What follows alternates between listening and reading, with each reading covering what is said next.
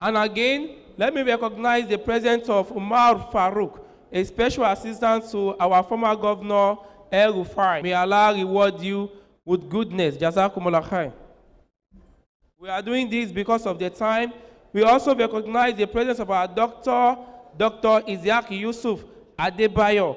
May Allah reward you with goodness. Jazakumullah khair. And again, let me recognize the presence of Ishaq Lakin Akintola from Lagos as well. May Allah reward you with goodness. Jazakumullah khair. Again, let me also recognize the coming of Mr. Sulaiman Musa Adewale from Lagos as well. May Allah reward you with goodness. Jazakumullah khair. And again, Malam Yakub Adegbola, we recognize your presence from Lagos as well. Jazakumullah khair.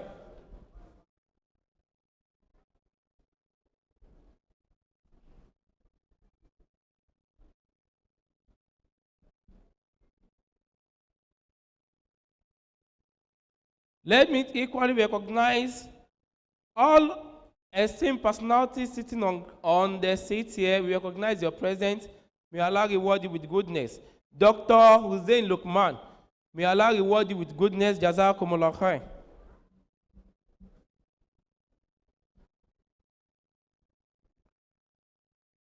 We appreciate you for gracing this occasion of our father, Professor Ishaq Lakin Akintola. May Allah reward you with goodness. This is from Yusuf Ademola. May Allah reward you with goodness. Jazakumullah khair.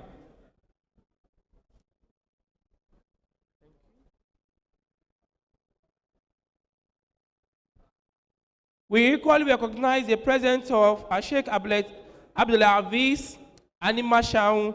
May Allah reward you with goodness. You are really welcome, sir. And again, Mr. Abdul Karim Abiodun, we appreciate your presence. May Allah reward you with goodness and accept this as an act of worship. Jazakumullah khair.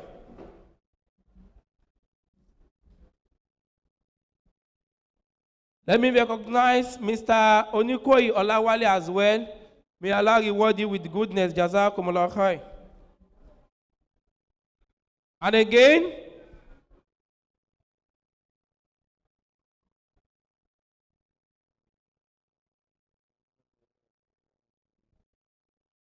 again, let me recognize the presence of Al-Hajj Aruna Razak Ishola from Lasu. May Allah reward you with goodness. Jazakumullah khair. Mr. Sijani Shehu Olawale, may Allah reward you with goodness. Jazakumullah khair. Thanks for coming and gracing this wonderful occasion of our amiable father, Professor Ishaq Lakin Akintola. Jazakumullah khair. Let me equally recognize the presence of Mr. Akim Pokuola. May Allah reward you with goodness. Jazakumullah khair.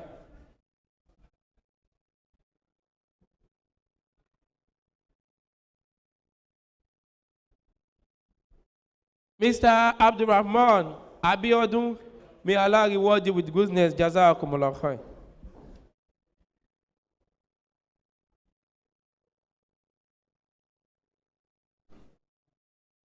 All distinguished guests, ladies and gentlemen, I'm happy to recognize the presence of Mr. Isa Borondo. May Allah reward you with goodness. Jazakumullah khair. Thanks for coming.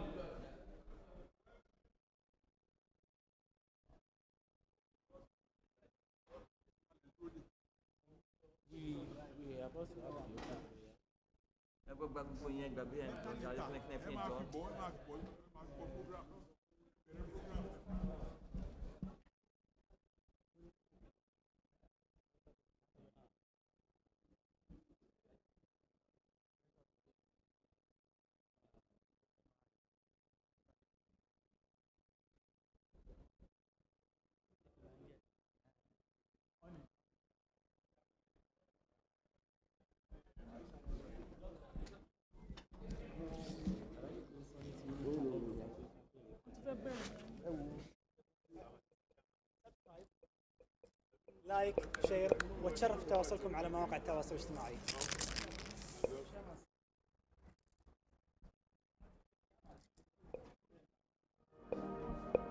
لأجاريهم قلدت ظاهر ما فيهم فبدوت شخصا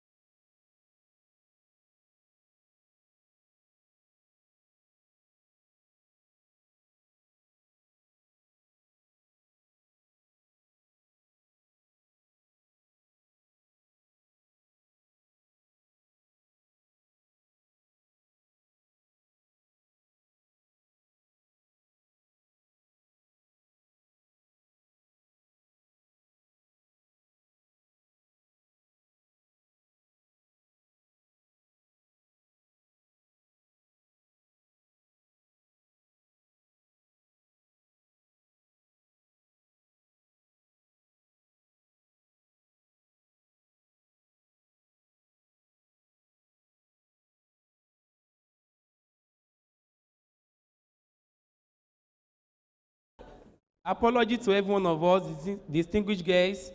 Some of us, I read out their names and how it was written down. So we have Sam, we have Alaji. So someone bearing doctor, me calling them Mr. I'm very sorry. I think my apology is highly accepted. On this note, let me equally recognize His Excellency, the former governor of Kaduna State, Dr. Nasir El-Rufai. Thank you so much for gracing this occasion.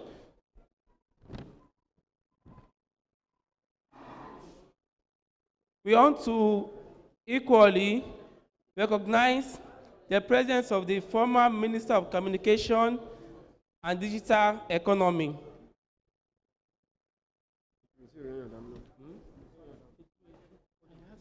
Sorry, don't worry.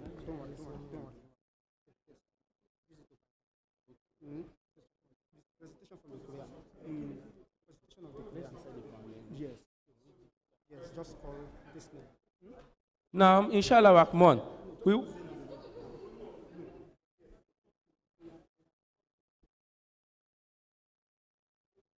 we want to apologize for starting late.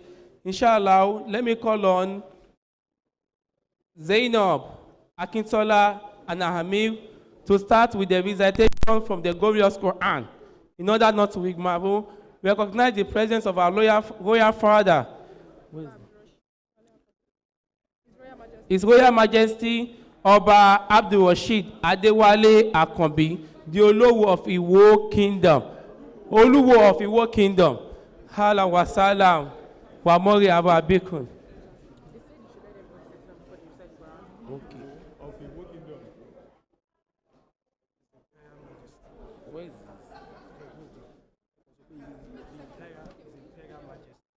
Aki ìwọlé bàbá wa tí. No?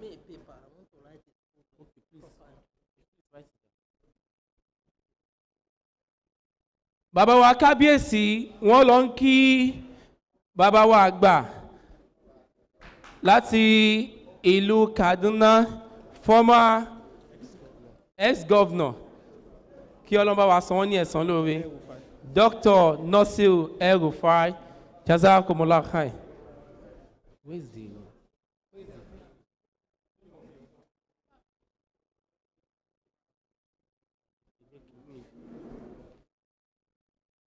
Aki ìkàlẹ̀ bàbá wa kábíyèsí Ọba Abdulrasheed Adewale Akanbi, the Oluwo of Iwo Kingdom. Kí Ọlọ́run bá wa san bàbá wa ní ẹ̀san lóore. Kábíyèsí o, kábíyèsí o, kábíyèsí o.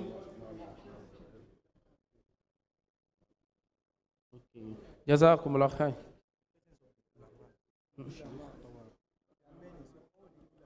A kí gbogbo wọn àfáà wa tí wọ́n wà ní ìkàlẹ̀, gbogbo wọn àfáà wa láti ìlú Èkó àti ní gbogbo káàkiri Nàìjíríà, kí Ọlọ́run bá wa san yín ní ẹ̀san lóore.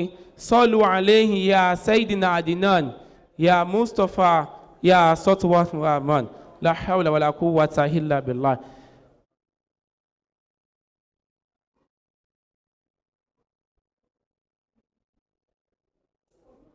A kí ìwọlé bàbá wa kábíyèsí. Let's start with yes. Now, in order not to be ignorant, a fẹ́ lọ síbi àyọkẹ́ láti inú Al-Qur'an. Àwọn àfáwọn àgbà tí wọ́n bá wa ṣe yẹn ní Ustaz Amiu and Zainab Akintola.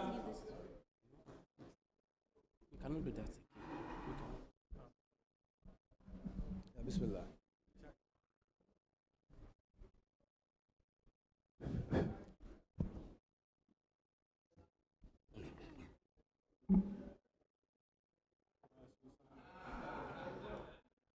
السلام عليكم ورحمة الله وبركاته. السلام عليكم ورحمة الله وبركاته.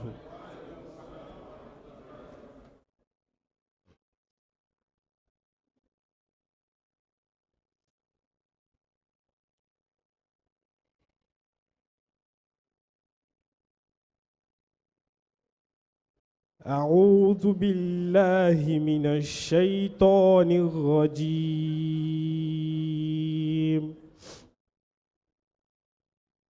بسم الله الرحمن الرحيم.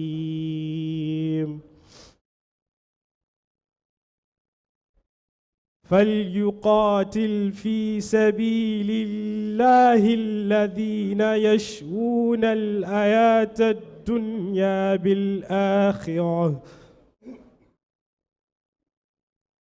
ومن يقاتل في سبيل الله فيقتل أو يغلب فسوف نؤتيه أجرا عظيما. وما لكم لا تقاتلون في سبيل الله والمستضعفين من الرجال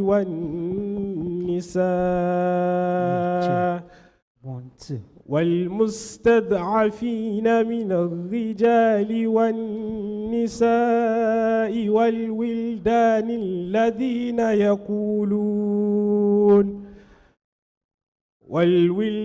الذين يقولون ربنا أخرجنا من هذه القرية الظالم أهلها واجعل لنا من لدنك وليا واجعل لنا من لدنك نصيرا. الذين آمنوا يقاتلون في سبيل الله والذين كفروا يقاتلون في سبيل الطاغوت فقاتلوا أولياء الشيطان إن كيد الشيطان كان ضعيفا. صدق الله مولانا العظيم. I seek refuge from the accursed shaitan. In the name of Allah I begin. Let those who seek the life of the hereafter in exchange for the life of this world fight in the way of Allah. We shall grant a mighty reward to those who fight in the way of Allah, whether they are killed or whether they come out victorious. How do you not fight in the way of Allah and in support of the helpless, men, women, and children? Those who pray, "Oh our Lord, bring us out of this land, whose people are oppressors, and appoint for us from you protectors, and appoint for us from you helpers." Those who have faith in Allah fight for the cause of Allah. And those who disbelieve fight in the cause of shaitan. Therefore, let those who have faith fight against the people of shaitan. Verily, shaitan's strategy is definitely weak. Assalamu alaikum wa rahmatullahi wa barakatuh. Wa alaykum assalam wa rahmatullahi wa barakatuh. At-takbir! At-takbir! Indeed, that is the words from our Creator. Allahu Akbar. Allahumma zayyina bizinatil Qur'an.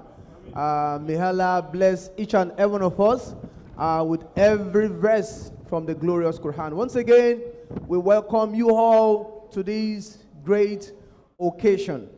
Inshallah, without wasting our time any further, it is time to properly recognize our dignitaries that are here. But before then, we want to commence the program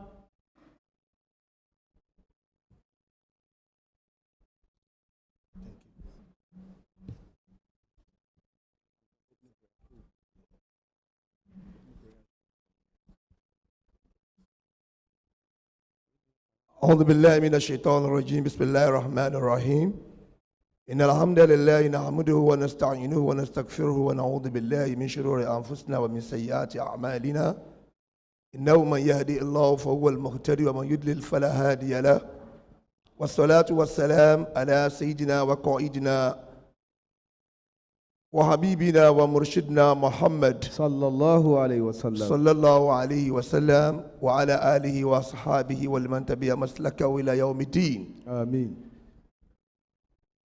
An Islamic program must be commenced with the name of Almighty Allah. Even we have listened to the recitation from the Quran. Despite that, we need to begin and commence this program and hand over it to the hand of Almighty Allah. Bismillah, akhrajna min al-bayt wa bi'in na'ud. Let me please call upon one of the dignitaries in the gathering, our father in Islam, Sheikh Lakin, to please give us the opening prayer and hand it over to Almighty Allah. Takbir. Allahu Akbar. Ya Sheikh, marhaba. أعوذ بالله من الشيطان الرجيم بسم الله الرحمن الرحيم والصلاة والسلام على رسول الكريم سيدنا محمد وعلى آله وصحبه أجمعين. We thank Almighty Allah, the Lord of the worlds, who created man and gave us the benefit of knowing the right from the wrong.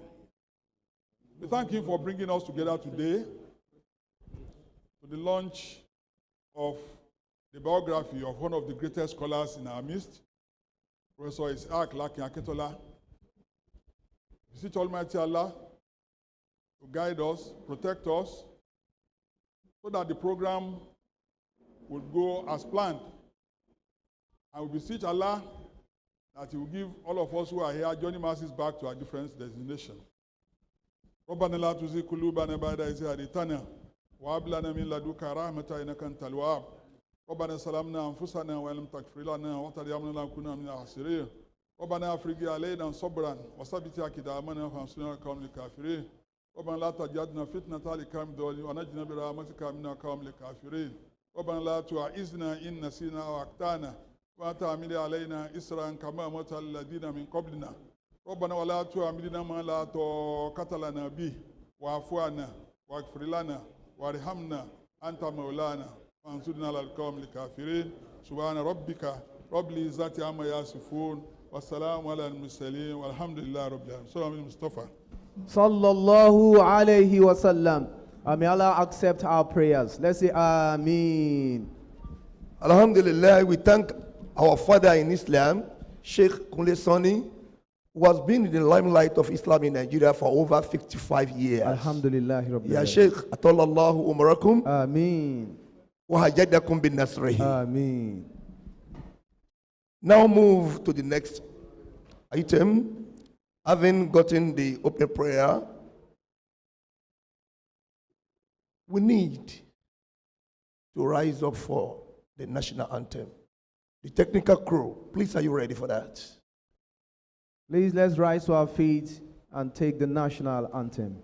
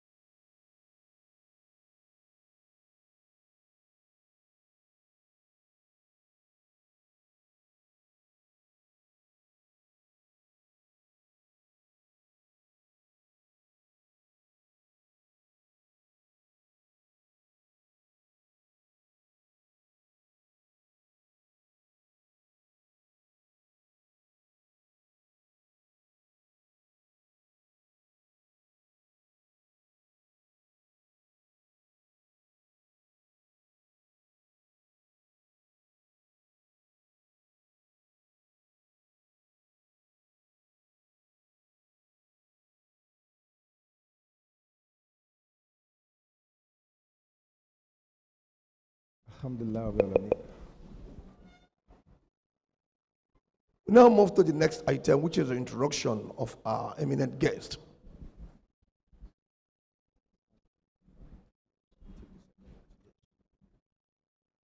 Let me first introduce the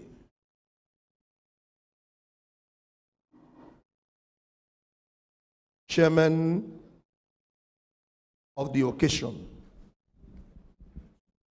All right, the chairman of today's occasion is no other than our father, a reputable legal mind. May Allah continue to strengthen him. I'm talking about no other than Malam Yusuf Olaolu Ali, Senior Advocate of Nigeria. Atekbir. Atekbir. We welcome our Sheikh Malam Yusuf Olaolu SAN to this great occasion. We pray Almighty Allah to continue to strengthen you with vigor, sound health, and more wealth. Allahumma ameen. MashaAllah la quwwata illa billah. Let me introduce the keynote speaker. The keynote speaker for today is no other person than a seasoned administrator, the man of timber and caliber and even caterpillar. MashaAllah. The man of wisdom, an eloquent person, the former governor of Kaduna State, the man who is a role model for we, the youth coming behind. That's our Sheikh,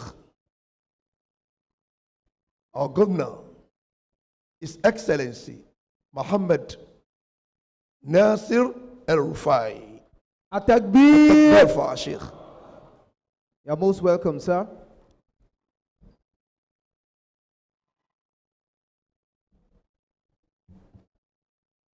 You're welcome, sir. Sheikh El-Rufai is our speaker for today from the far, far north Kaduna State. Our Father, we thank you a lot. May Almighty Allah continue to strengthen you and protect you and your belongings. All right, it is also time to introduce one of our father who has a big role to play today. Is the book reviewer of today's occasion. Is a professor of that wonderful language, English language. No doubt about the fact that he's a vice chancellor of Ahman Patigi University. I'm talking about no other than our father, Professor Mahfouz Adedimeji. Atakbir. Ebang bolong oba tobi. Ahlan wa sahlan wa marhaba bikum. You are most welcome, sir. We have many guests here. We are still even expecting more. One of the awardees of today That is the former Minister of Communication and the Digital Economy. That is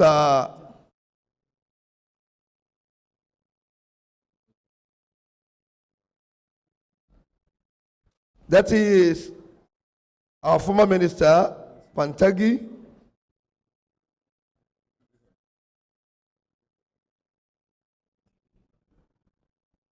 Is going to be represented by the Amir of MSSN Lagos State Branch. That is Brother Nuruddin Yusuf. Brother Nuruddin Yusuf will collect the award on behalf of our former Minister of Communication. Is Brother Nuruddin around, please?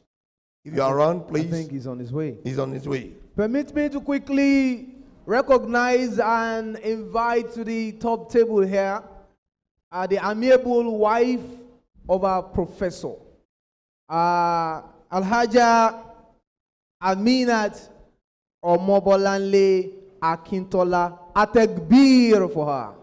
Allahu Akbar. Mama Emma Wajadina surura. Wajadina surura. Alajamana we katele wajadina surura. Wajadina surura. We pray for our Queen, Alhaja Aminat Akintola. May Almighty Allah continue to strengthen you. You will need to take care of our professor at this retirement. May Almighty Allah give you the wherewithal to play the role. MashaAllah la quwwata illa billah. Permit me to equally properly introduce our father that led us in the opening prayer. Our father Al-Hajj Kunle Sani. A takbir. Ọlọ́run jẹ́ kí a rí àwọn bàbá pẹ́. Our royal father of the day, far from Osun State, Iwo Town, our sheikh, wọ́n ní ẹjẹ́ àṣebí ọba, káṣebí olówó, káṣebí ọba, káṣàfàṣe sànmọ́rí, bàdà àmúdá, bàdà àmúdá. Bada Hamuda. Jẹ́ ṣe bí olówó, ká ṣe bí ọba, Kashafa ṣe sànmọ́rí. Bada Hamuda. I want to introduce our royal father, a Muslim and a very philanthropic, our Sheikh Oluwo of Iwo Town, Oba Iwo Kingdom, Oluwo of Iwo Kingdom, Oba Kabiesi Alayeloa, the Amir, and the Oba of Iwo Kingdom, Sheikh Abdul Rashid Akanbi. Eba gbórúkọ Ọlọ́run tóbi o. Allahu Akbar. Eba mi sọ wípé Shehu. Bàbá láìkì bẹ́ẹ̀ yẹn dáadáa. Bàbá kádé pẹ́ lórí o. Kí bàtà pẹ́ lẹ́sẹ̀ o. Àwọn olórí wọ́n gbẹ̀bí pẹ́ láàfin o. Irúkẹrẹ Adókiní o. Ọlọ́run kó bá má ṣe bá mi gbà fún yín. Jẹ́ sabatallahu jaysha su'udikum wa gadallahu jafna asudikum. Wa inna jundana lahumul ghalibun. Ya Sheikh marhaba ahlan wa sahlan. Also to recognize and invite to the top table the mother of the day, the MD Lotus Bank. I'm talking about Alhaja Mosun Olushoga. A takbir. Allahu Akbar. A takbir. Allahu Akbar. MashaAllah, alhamdulillah.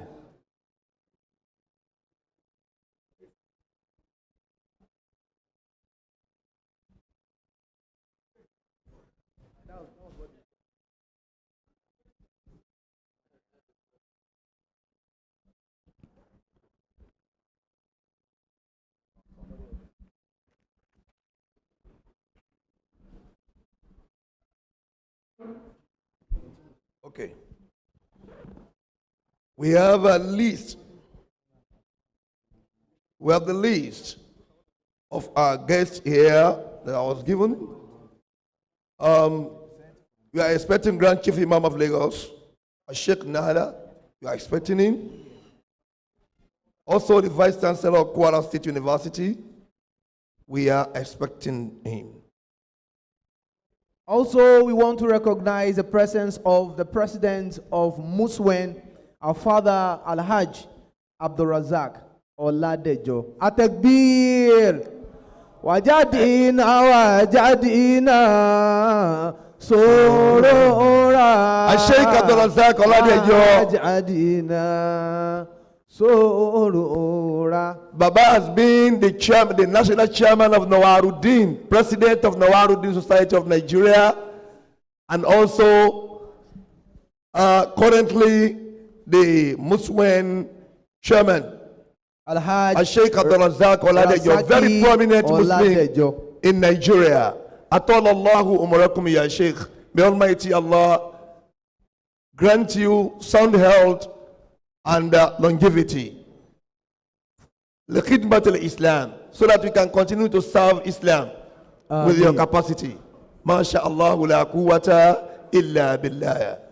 Also recognizing the presence of the Vice Chancellor of University of Ilorin, a father, a senior advocate of Nigeria, Professor Abdul Wahab Olashupo Egbewole. Atakbir!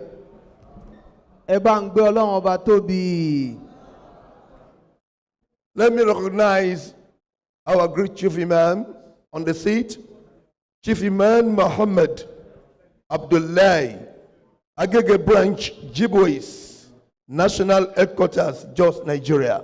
Chief Imam Muhammad Abdullahi.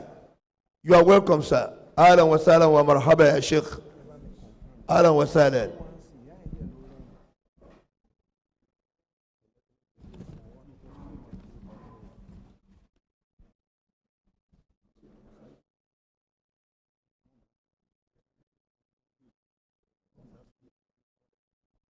Let me recognize our Sheikh from Lasso.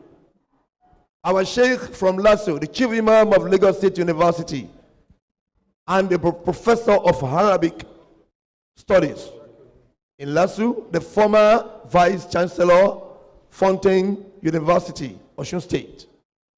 May I please introduce to you our Professor Hamid Sani is here in this hall. Professor Hamid Sani, you are welcome, sir. Takbir. Allahu Akbar. Also recognizing the presence of the Deputy Governor of our dear state, Lagos State, Dr. Kadiri Obafemi Amzat, who is ably represented by our father, Dr. Shakiruddin Olaiwola Onosoya. Atakbir. You're most welcome, sir.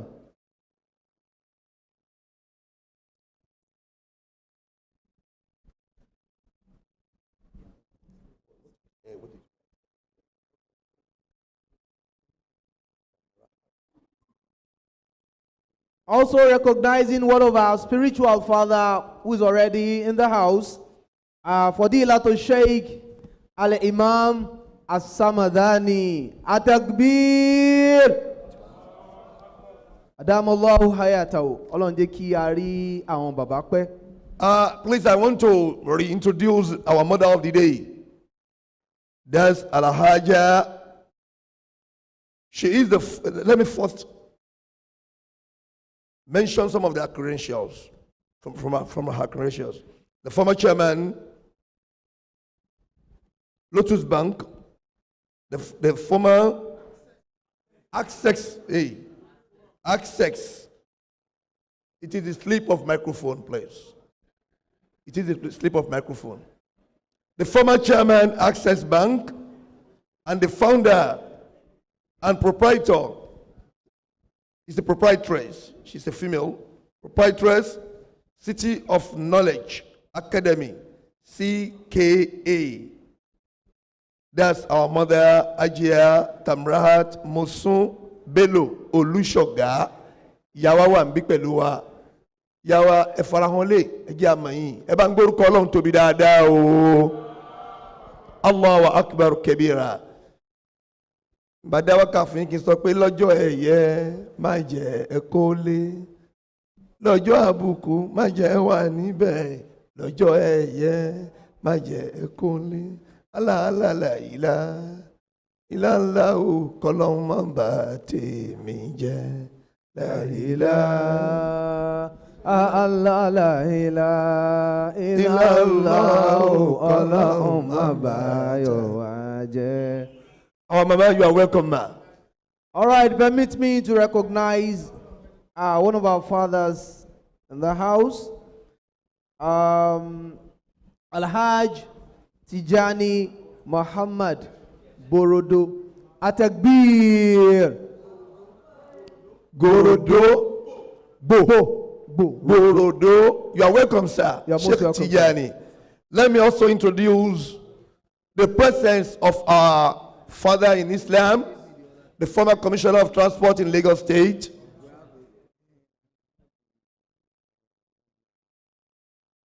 The former Commissioner of Transport in Lagos State and the former legal advisor to our party, a great party in Nigeria, that's Dr. Abdul Moiz Banire, S.A.N. Dr. Moiz Banire, S.A.N. Well, Sheikh, Dr. Moiz Banire, you are welcome, sir. I recognize you, sir.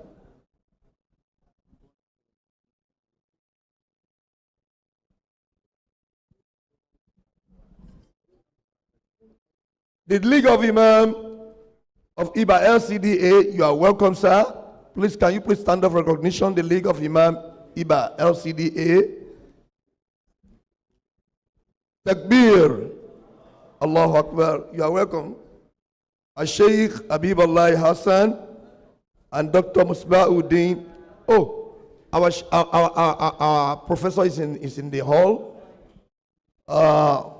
Is our Sheikh in the Department of Religious Studies and Peace Studies, Lagos State University, Dr. Musbauddin Rahim Singh. Our father is in the house. Dr. Musbauddin Rahim Singh, you are welcome, sir. Alhamdulillah Rabbil Alameen. It is almost time to take the chairman's opening speech. But before then, let me quickly recognize the presence of the former chairman, Ogun State Pilgrims Board, a lecturer in the Lagos State University, Dr. Ishaq Yusuf Adebayo. Atekbir. Allahu Akbar. You're welcome, Dr. sir. Ishaq Yusuf, you are welcome, sir. Also recognizing a former commissioner of police, Barrister Bashir Inka Balogun. Atekbir. You are most welcome, sir. Permit me to recognize the proprietor of DAWAH Salam College, Sheikh Isa Olatoye Sadiq. Atekbir. Baba Akin Emawole. Let me also recognize Honorable Rotimi Makinde, who is here to celebrate with our father. Atekbir. Allahu Akbar. Honorable Makinde, you are welcome, sir. You are most welcome. Yes, most welcome. Let's now move to the chairman opening speech. The chairman opening speech will be delivered by our chairman of today, Madam Yusuf Olaolu Ali, S.A.N. Wajadina, wajadina, surura, wajadina, surura.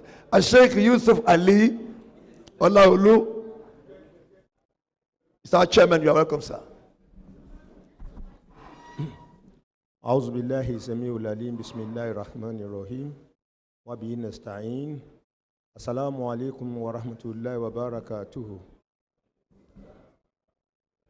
It's too early to be tired, isn't it? Assalamu alaikum wa rahmatullahi wa barakatuhu.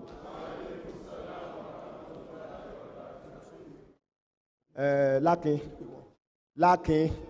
Wajoko.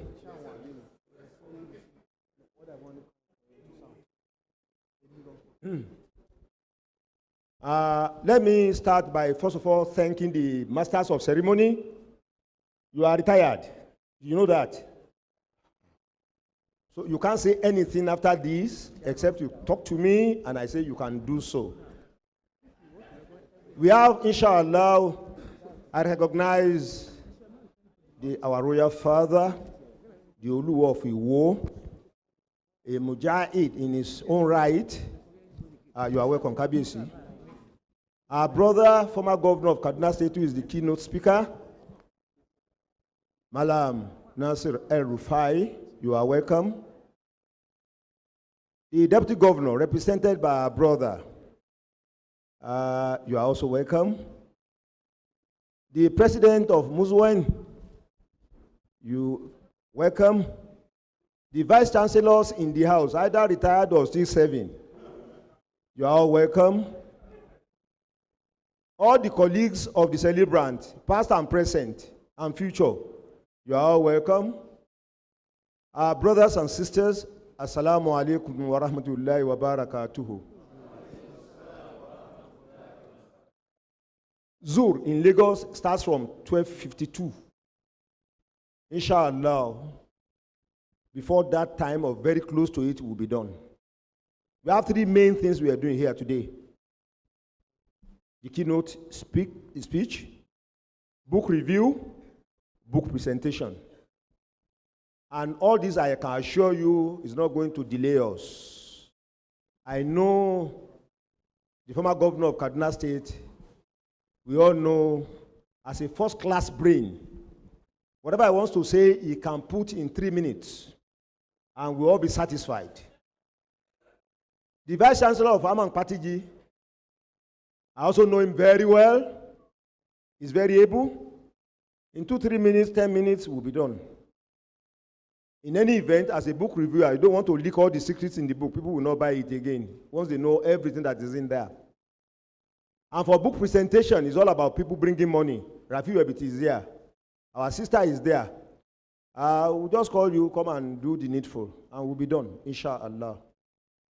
May I just start by saying that the celebrant of today represents a paradigm shift in the history of jihad and human rights activism in our country. He has blazed so many trails. If not, why not for him? Many people would tend to think that it's the so-called constitutional lawyers alone who advocate for the enforcement of human rights in our country. So we want to thank you, Professor Akintola, for Allah using you to put a proper touch on the qualities and the teachings of Islam, not only on human rights, but on the rights of every person in any society. I believe that, inshallah, you are just starting. Many people are surprised that you are retiring. People thought it was 60 or 65. But when they now know that a professor retires at 70 and they still see you, Elijah, well done. You have done very well. You have kept him. You have done very well. You have done very well. If it's otherwise, we will say so, we'll say so too. If you can't say it in your presence, we'll say it behind you.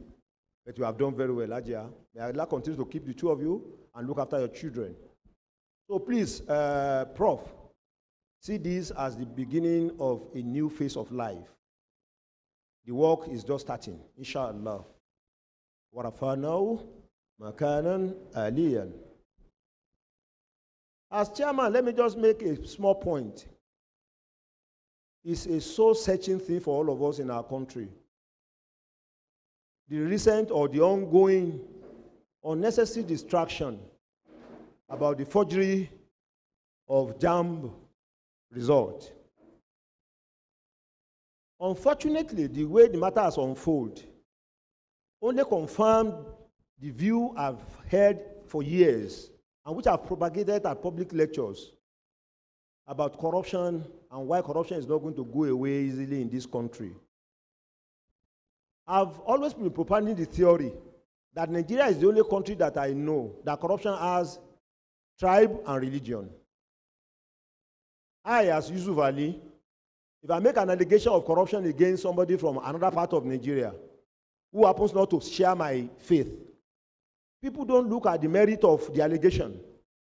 Oh, it's a Yusuf Ali who is saying it, and it's against a Joseph, then it must be a religious thing. Oh, it's a Yusuf Ali that is saying it, he speaks Yoruba, then it must be an ethnic or tribal problem. And you have seen the way the thing has played out in this unfortunate issue of Mesome Joy and our country. This is a thing that patriotism should have propelled all of us to stand up as one, to condemn this. Because that is the future of Nigeria going. If a 19-year-old girl could do that amount of damage to the society, and we are still talking in terms of we against them. And I've been thinking, Nigeria is just lucky. If the highest scorer at JAMB had not also been from Anambra State, if it had been somebody from Abeokuta or from Kaduna, the story would have been different. The sense of persecution would have been more emphasized. And what I'm saying in essence is that all of us, we hold ourselves duty, especially we the Muslims. We cannot join the chorus of those who do evil in the name of tribe or faith. The celebrant of today stands for the best in everything. If you cannot match him, if you cannot beat him, let's try to move nearer his pedestal. And that is the challenge for us. And for our country, as long as we see things from the prism of tribe, religion, ethnic background, this country, I'm afraid, we may not move too far. And that is why it's very important. Nasir El-Rufai, His Excellency, did something in Kaduna. People read politics into it, but he made a very far important point, which has now been replicated on the national level. Why should the religion of those who want to lead be important to us if there is equity and justice? It's because there is no equity, there is no justice, that is so very important. In the second term, when he now ran with somebody who shared the same faith with him, there was uproar. It shouldn't be. So I want to appeal to all of us. All of us in our different communities, in our different places, all the joint measurements in our midst, we must do what is right. What is bad is bad. It doesn't matter who propagates it. And that is the challenge for us, especially those of us that are still young, that we should represent the best the society can throw up. If we say the young people are the faces or the future of our country, and they are the people like Joy and Mesome, you know the country is in their problem. So all of us, let's do what is right at all times. And like I said, time is our enemy. We didn't start late. It's just that we were not paying attention to time. I hope in future we'll appreciate this. I was going to give a piece of my tongue to one of the younger brothers there. When it was 10:35, let's start. He said, we are starting. I said, whom are you playing with? Time is too important for Muslims. That is why Salat has time. Hajj has time. Ayaman Manduda. That's what the Quran says. We must obey it. We must live it. We must practice it. Wassalamu alaikum wa rahmatullahi wa barakatuhu. Now, we'll be moving to the next item. The man who said I should be chairman knows exactly what he was going to. So, if you want to announce anybody who arrives late, you come to me and I will decide whether the person should be recognized at all. You know, in my place of work in those days, I used to tell my colleagues, you know the Yoruba says, Ojire, did you wake up well? I say, yes, Mujire, I woke up well. I said, oh, if you come late to work, Ojire. Because whoever wakes up well will not go late to work. Is that not true? The same thing, if you jire, you won't come late to this event. It was 10 a.m. we should not be celebrating lateness. Welcome address by His Excellency.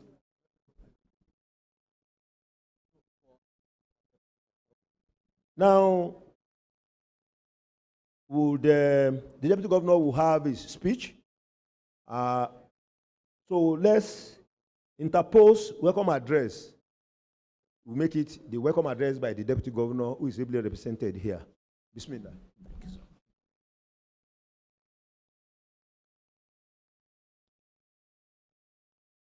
Assalamu alaikum.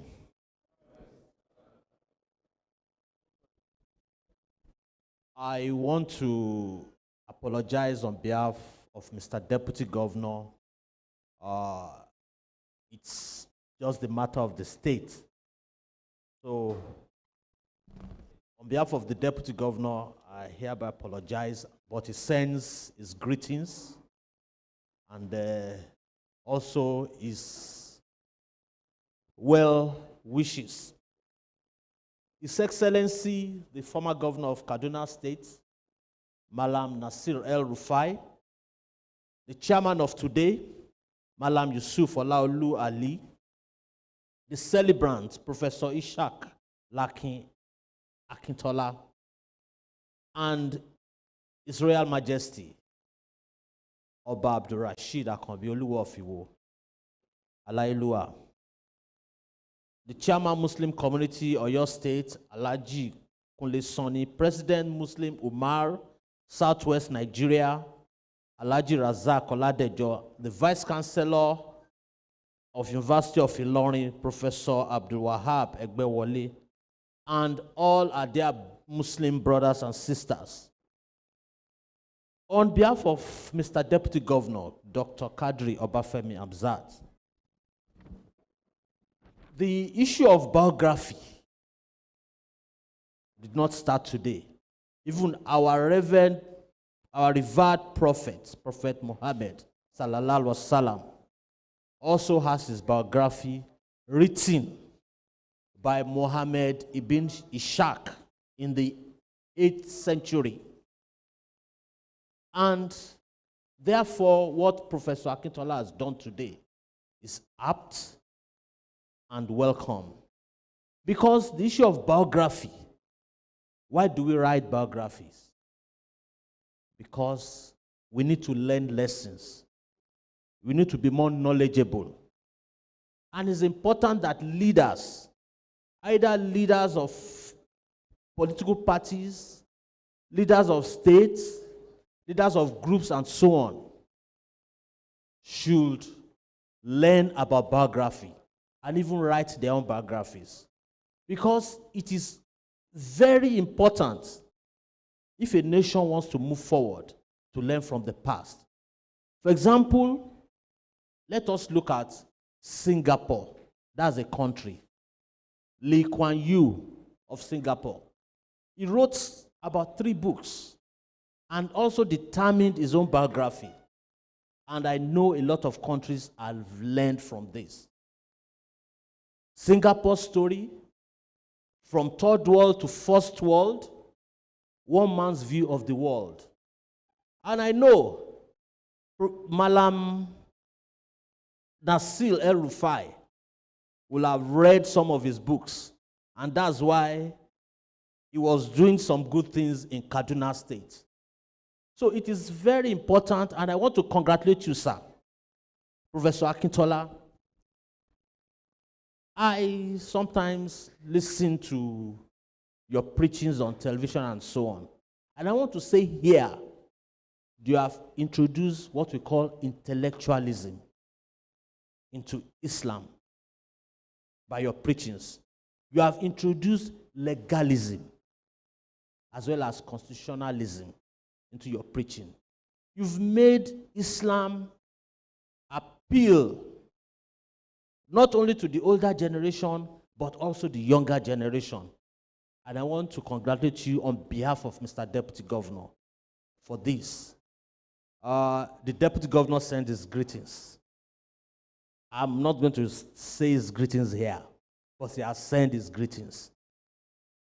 Assalamu alaikum wa rahmatullahi wa barakatuh.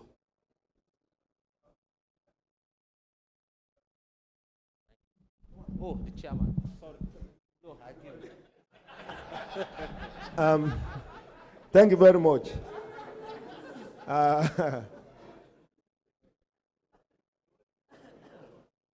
Thank you very much, Your Excellency.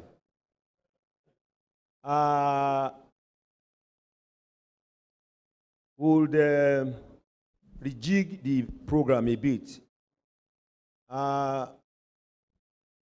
Will be now. I'm going to invite the former governor of Kaduna State, former minister of the FCT. Where is the other microphone? And I'll usher you to the podium. Thank you.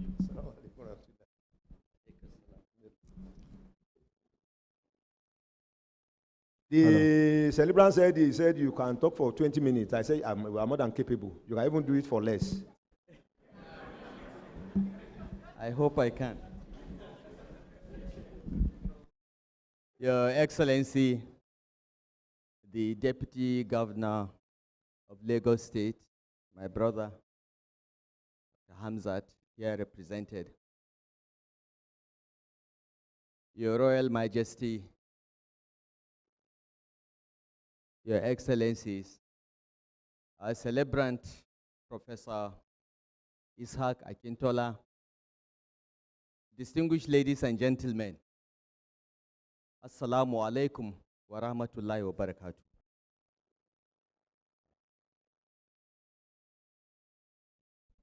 I am very pleased to be here, and I apologize that I was struggling to finish my remarks, so I have not been able to go around and shake hands with people. My apologies. I understand that my brother, Dr. Banire, is here. I haven't seen him. I will come and pay my special greetings, my brother. Thank you. I have been asked to speak for 30 minutes. I will try to rush through what I have written. My apologies. I went to Hajj, struggled to come back for this event, and just finished my remarks a few minutes ago. So forgive me if it is not up to the quality you expect. But permit me to begin by congratulating Professor Ishaq Akintola on becoming indisputably an old man.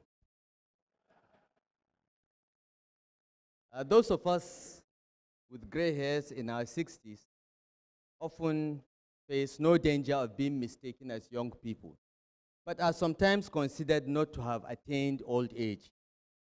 But except in jest, nobody accuses a 70-year-old of being a fledgling. As he retires from academia, I wish Professor Akintola many more years of good health and service to our country. I thank the organizers of this event for inviting me to join you here today to honor Prof and say a few words. Professor Akintola is a scholar of religion and an activist. He was a leading and tireless voice in initiating a political rapprochement between Asiwaju Bola Tinubu and my humble self. The initial outreach surprised me, coming from people who were not politicians and with whom I didn't have close relations. I was curious about the approach from Professor Akintola and his team. I later learned that they felt encouraged to approach me because I had gone on the record in 2019 as being in favor of power shift from the north to the south in 2023. As it is now obvious, the reconciliation effort of Professor Akintola and his team succeeded because I joined Asiwaju's team and we worked tirelessly to get him elected. And I thank Professor Akintola for his role and energetic contributions.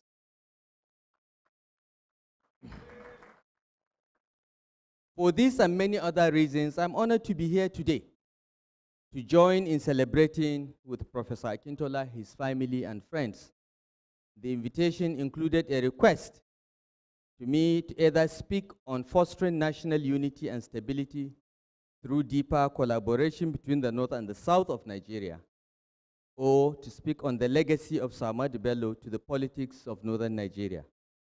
I've chosen to speak on the former as I feel better placed to share my experiences in the last 25 years of active public service and similar previous period of 25 years of being a passive observer of Nigerian politics.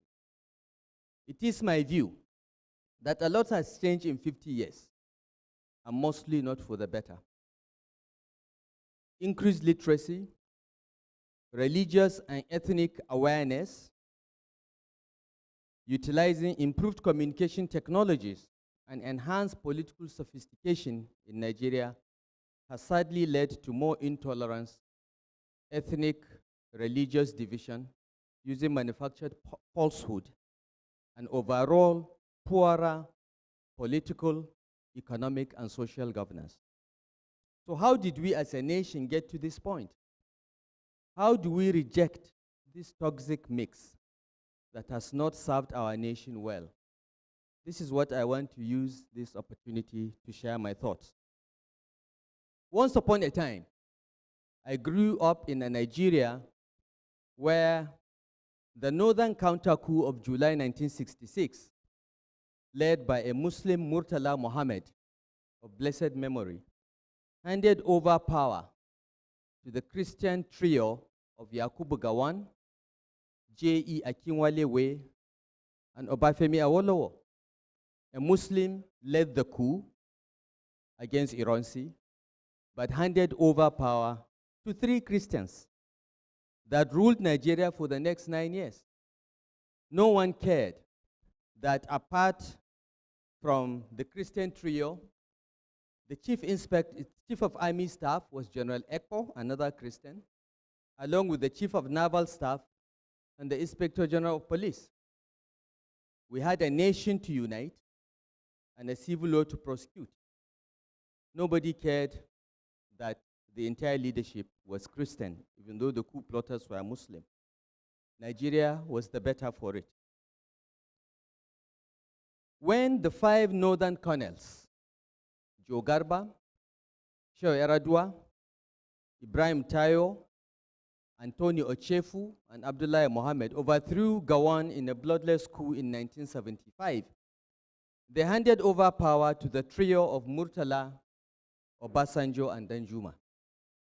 2 out of the 3 were Christians. The religious or ethnic identities of the trio and the service chiefs did not matter to the coupists. We had a drifting nation to save.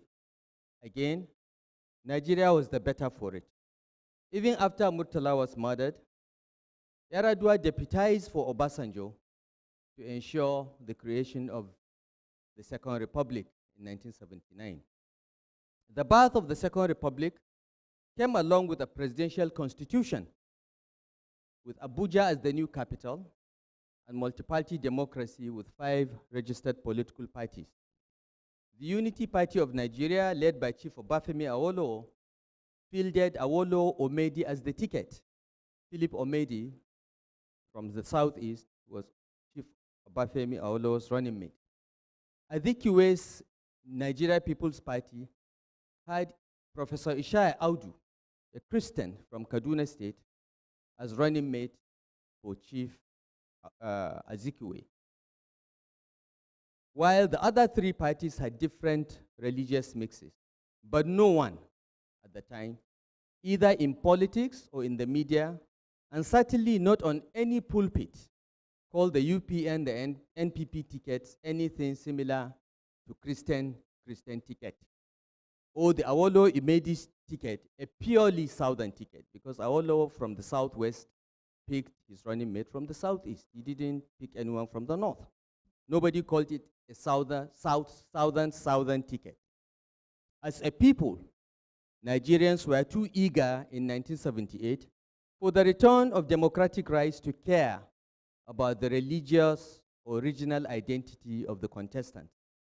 Like Asiwaju Bola Ahmed Tinubu today, Shagari won the presidency with Alex Ekweme as Vice President, Joseph Wires as Senate President, and Edwin Ume Ezioke as the Speaker of the House. You'll notice that apart from Shagari, the entire leadership was Christian. Justice Atanda Fatai Williams was Chief Justice of Nigeria. The service chiefs were variously Akiri Nade, Nua Wushishi, Gibson Jalo, John Yisa Doko, and Sunday Adewusi. But no Muslim organization at the time shouted that the appointments were lopsided. My point here, ladies and gentlemen, my brothers and sisters, is that we are not always like the way we have been recently. There was a time when religion and ethnicity were rightly seen as private, incidental matters to politics and governance, not the sole definers of a person, and certainly not negotiating tools in serious national affairs. And this applied everywhere in Nigeria until the mid-1990s to date, sadly. A shining example of this erstwhile progressive attitude was exhibited in the Southwest during the Second Republic. It is perhaps noteworthy that other than the old Ondo state, which is now Ondo and Ekiti state, all the other states in the Southwest are known to be Muslim majority states. Yet, the people willingly voted massively for the Christian Unity Party of Nigeria at the time. Let's refresh our memories with the names of the persons who took the oaths of office in October 1979 as elected governors in what was then the 4 states of the Southwest, and deputy governors, respectively. In Lagos, we had Alhaji Latif Jakande and Alhaji Rafiu Jafojo, both Muslims. In Ogun State, we had Chief Bisi Onobanjo and Chief Shosan Soluade, both Christians. In Ondo, we had Chief Michael Ajashin and Chief Akin Omoboriowo, both Christians. In Oyo, we had Chief Bola Ige and Chief Sunday Afolabi, both Christians. I make this point, ladies and gentlemen, because apart from the old Ondo state, all these states are known to be Muslim majority states, yet they elected what will now today be called Christian ticket.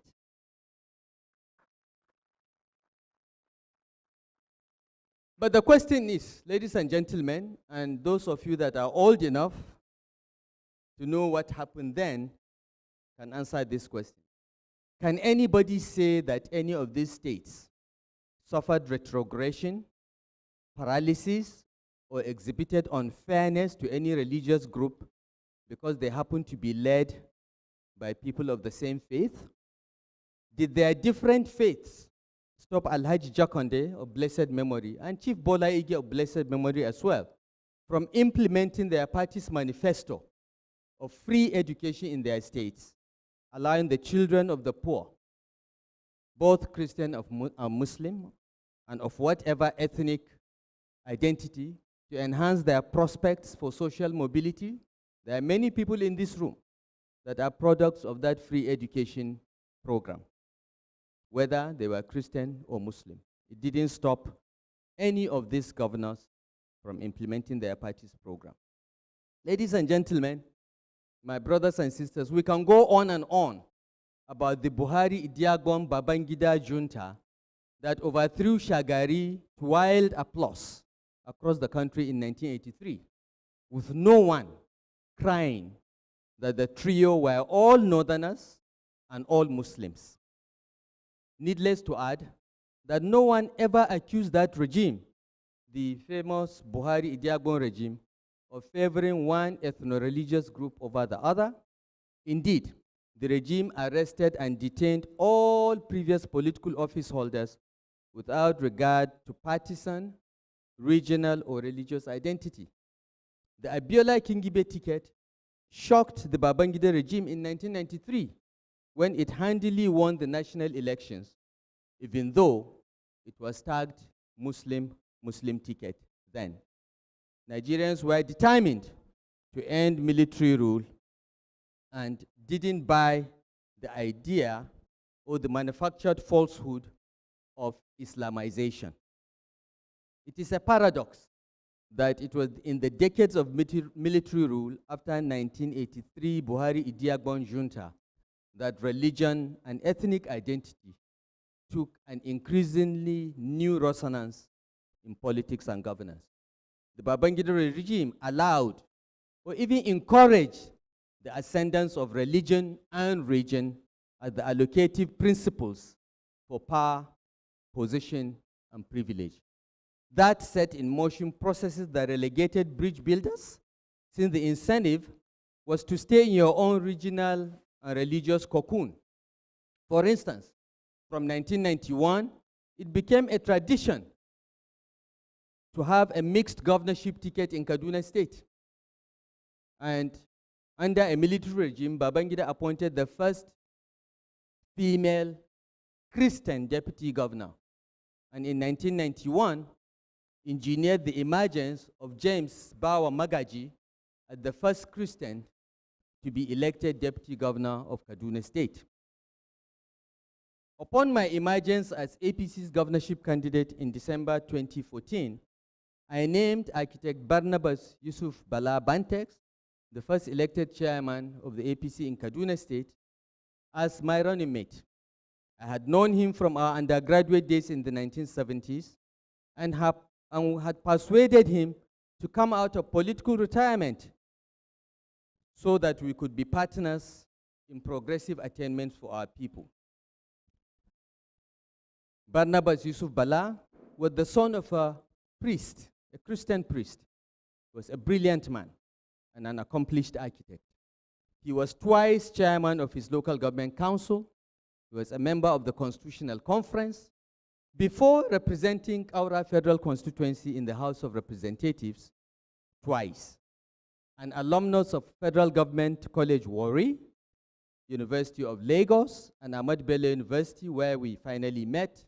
Bantex was a gifted politician and a bridge builder who had invested decades of effort in building understanding and consensus across the 54 ethnic groups and the religious divides in Kaduna State. Recognizing that we are both advanced in age, Bantex was older than me. I was 55, he was 57 at the time we were elected.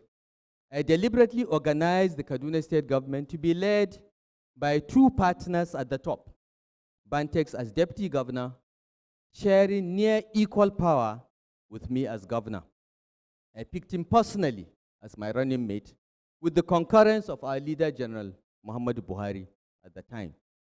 I trusted him, respected his intellect, and deferred to his judgment based on 30 years of mutual acquaintance and professional interactions, where both committed to uniting our very divided state by bridging the divides and promoting the progressive ideals of providing equal opportunity for all our citizens. Nothing prepared either Bantex and I for the viciousness with which he was treated by the constituency he was meant to be representing by his presence on the ticket. What is the constituency? Christians in Kaduna State and Southern Kaduna people. Because I was from Northern Kaduna and still a Muslim.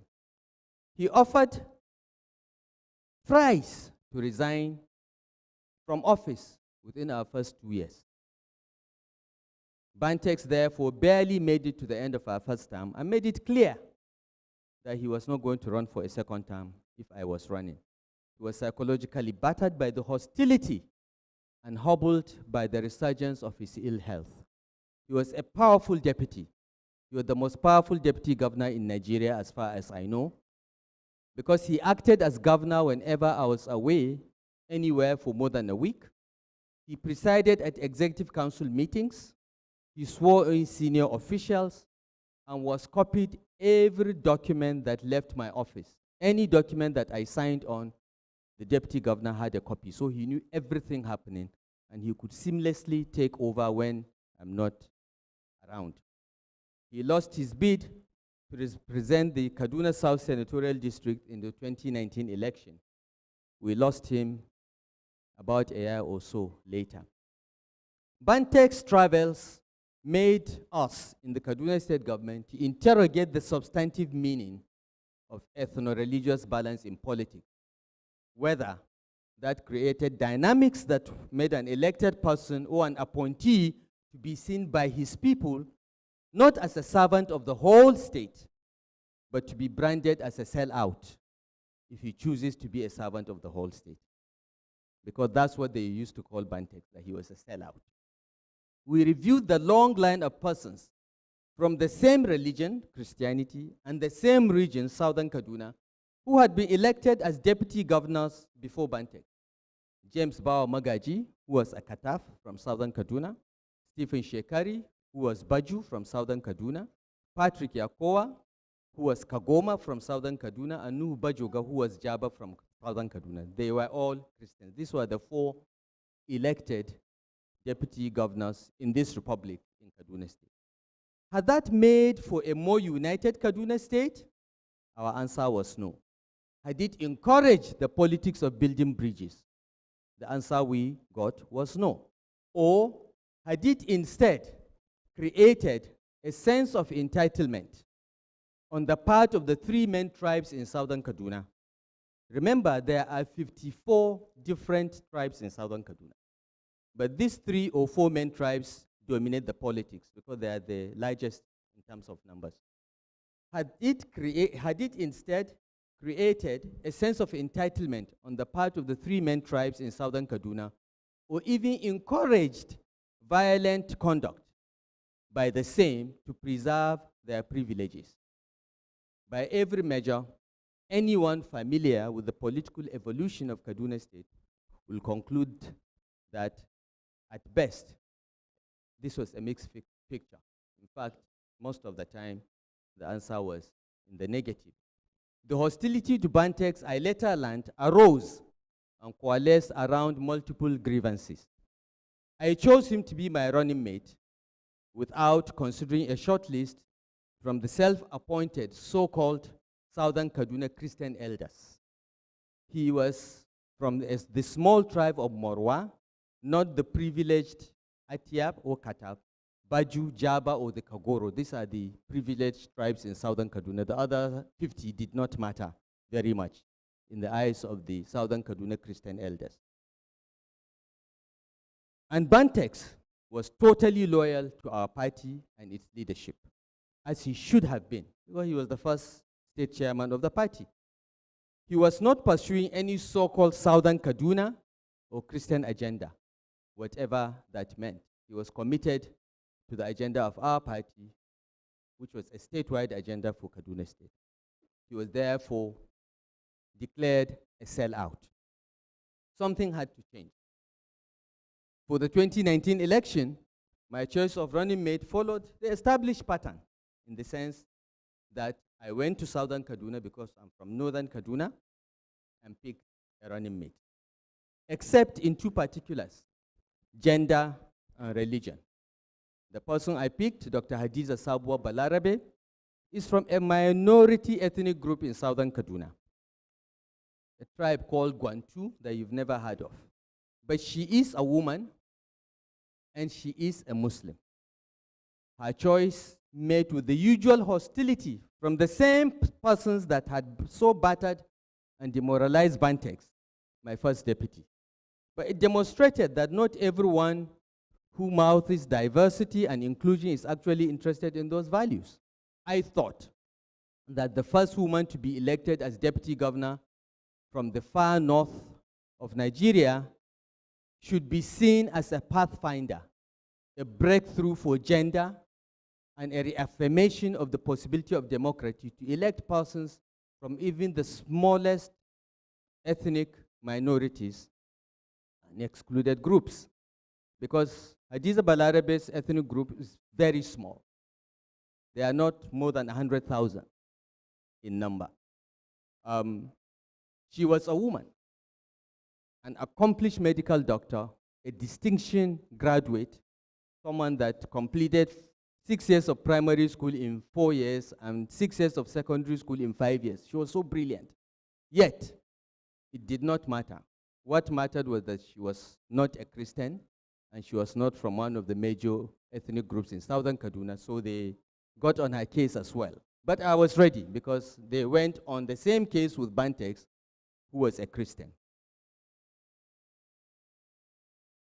Because for them, for the Southern Kaduna Christian elders, only one marker of identity seemed to matter in such quarters: religion.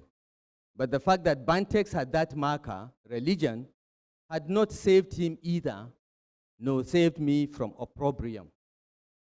Dr. Hadiza Balarabe and I ran a government dedicated to the equality of persons, resolutely pursuing the policy of common citizenship. Despite sharing the same faith of Islam, we are bound by the injections of our faith, our Islamic faith, our oath of office, and our societal values to exercise our duties with fairness, equity, and justice. Electing persons of the same faith is neither a threat to the right of others, nor a blow to inclusion. We've seen that in the Southwest, in the Second Republic. It may only have highlighted other identities that tend to be excluded, as we did in Kaduna State. If we want our citizens to invest in common causes, to work in mutual endeavors for progress, to build a society of merit, hard work, and fairness, we must de-emphasize region and religion and their vicious twin society centered around citizens who can live and pursue livelihoods everywhere with constitutional rights that apply to all. It is in this context that the furor and hysteria about my pre-inauguration remarks regarding governance in Kaduna State and the electoral victory of the Asiwaju Shettima ticket should be understood. On the eve of my leaving office, there was a walima held in my honor by Muslim groups across Nigeria, but mostly from northern Nigeria. Of course, Murik and many southern Muslim groups were invited to the walima. And in that, I made some remarks about governance in Kaduna State and what I experienced and how we made our choices. We made very sound political calculations that a Muslim ticket in Kaduna State could win the election. And since we are not getting much support from the Southern Kaduna Christians, we decided to pick a Muslim from Southern Kaduna, and we won the election. And that same ticket won again. And that was the point I was making. But the main point I made was no Christian was disadvantaged by that so-called Muslim ticket, because Islam requires us to govern with justice to everyone. But of course, what came out was completely different. I was attacked by Khan. I was told, I was trying to sell an Islamization agenda, whatever that means. And I'll come to that shortly in my remarks. But I thought I should give this context so that those that are unaware should understand where I'm coming from.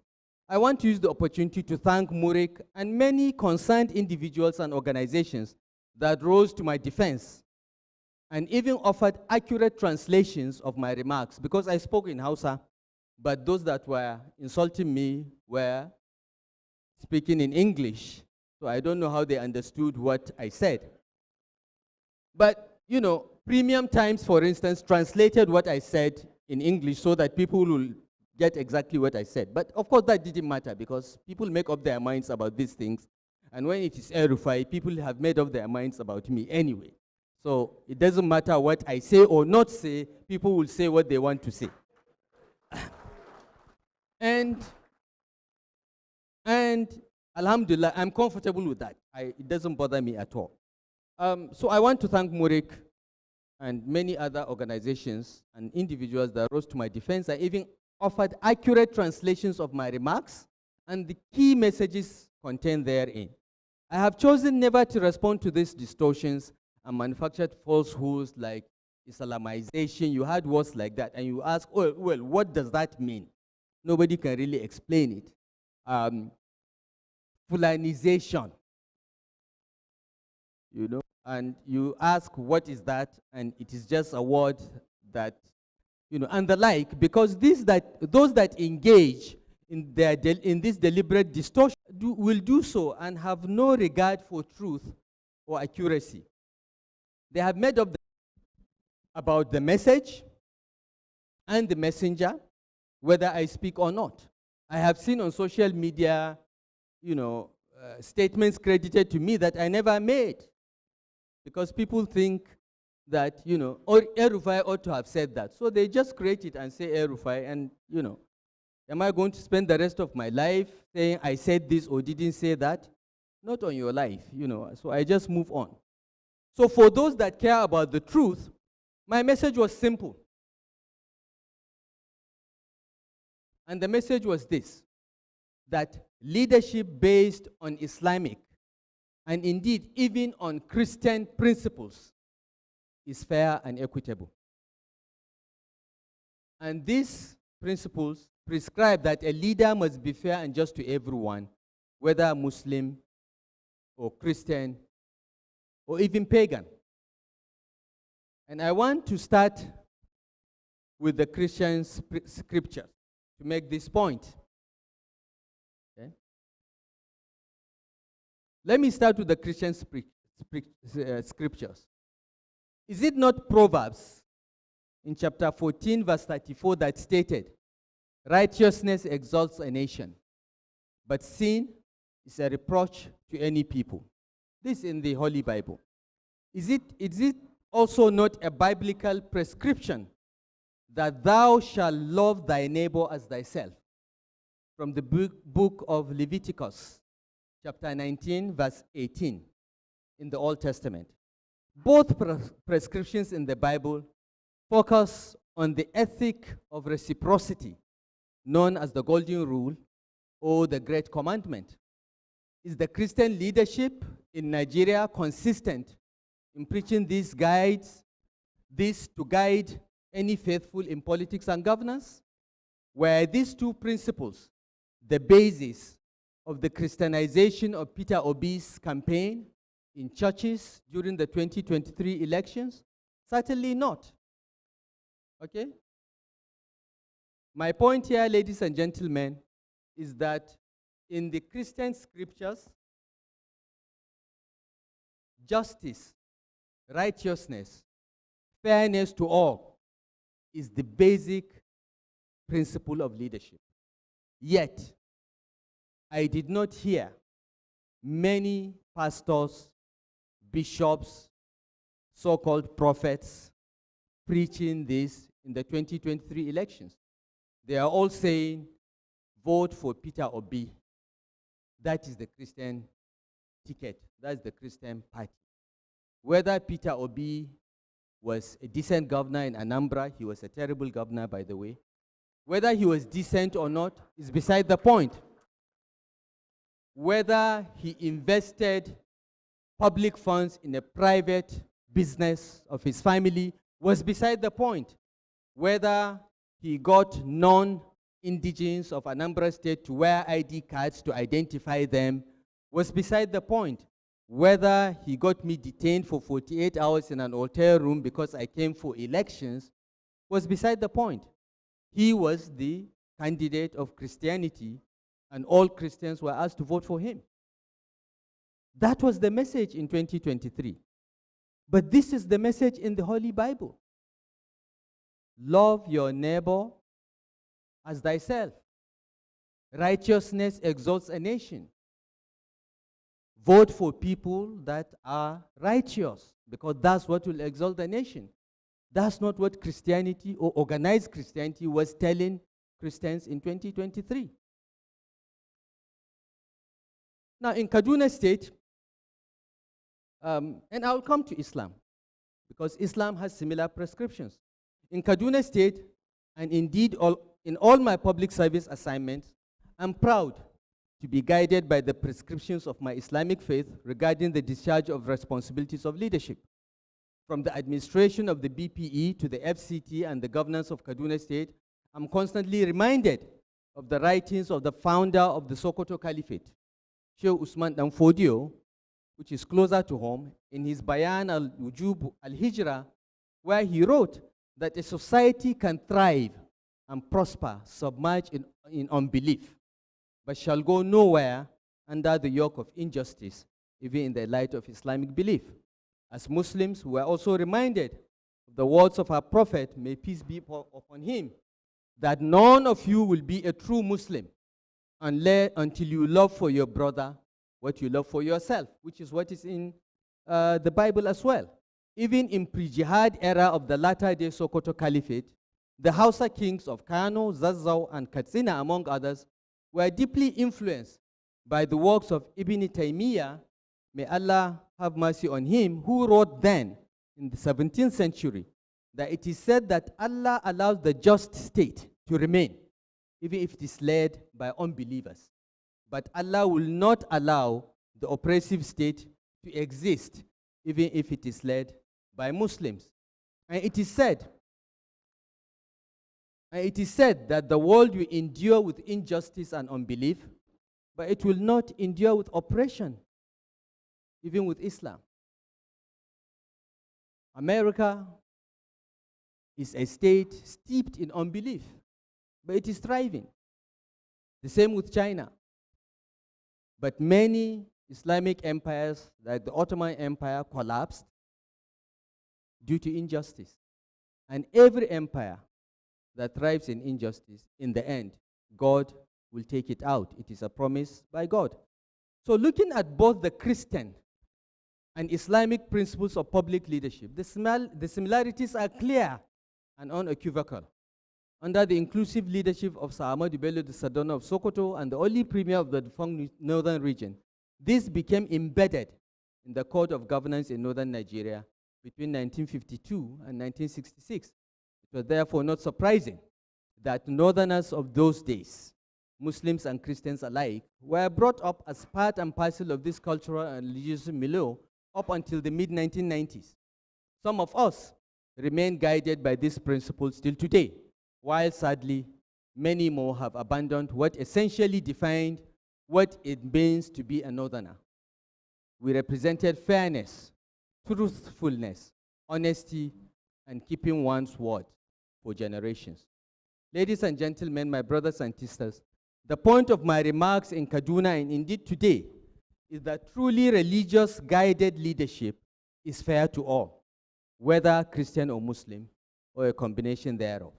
We have shown it in Kaduna, where no non-Muslim can point to any treatment different from a Muslim residing in our state in terms of implementing policies, legislation, programs, and projects. No non-Muslim in Kaduna State can point to any discrimination in opportunities or political appointments, employment, access to education, healthcare, scholarships, or other social services. The Muslim majority in Kaduna will always have its way in democratic contest, while the Christian minority will have its say and its rights protected, as Kaduna State has shown. I have no fears, and I said so in Kaduna, which was misrepresented, that the same will happen to Nigeria today and always if we are serious about complying with the leadership prescription of our two main monotheistic religions, Islam and Christianity. And I'm therefore pleased to observe that the much derided and abused Tinubu-Shettima ticket not only won the national elections, but has shown within weeks that the Muslim presidency is capable of being fair to everyone. Muslim and non-Muslim alike. President Asiwaju's victory has not only silenced the once loud Christian bigots of Khan, but his weeks of governance, policy directions, and diversity of political appointments has shown that he will not be unfair to any ethnic religious or regional identity. President Ashwaju Bola Tinubu has shown so far that Nigerians should elect tried and tested problem solvers of whatever religious, ethnic, and regional description for righteousness to pervade our nation. For many Muslims, and certainly as far as most northern Nigerian Muslims are concerned, the following words of Hamouda Al-Badlati said in Salimiya in Kuwait in 1978 reflect our attitude, and the elections of 2023 confirm, and I quote, "Religion is not to bewilder man, but to guide him. It is not to debase him, but to elevate his moral nature. It is not to deprive him of anything useful, or to burden him, or to oppress his qualities, but to open for him inexhaustible treasures of sound thinking and right action. Religion is not to confine him to narrow limits, but to launch him into wide horizons of truth and goodness. In short, religion is to acquaint man with God, as well as with himself and with the rest of the universe." Unquote. Our people in northern Nigeria overwhelmingly voted for Asiwaju Tinubu, and across the northern states preferred him over a northerner and Muslim, Atiku Abubakar. It is my humble view that this is a template for national interdependency and integration that will provide Nigerians and Nigeria the political stability and pragmatic leadership needed to propel Nigeria to the attainment of its manifest destiny of being the leader of the black race.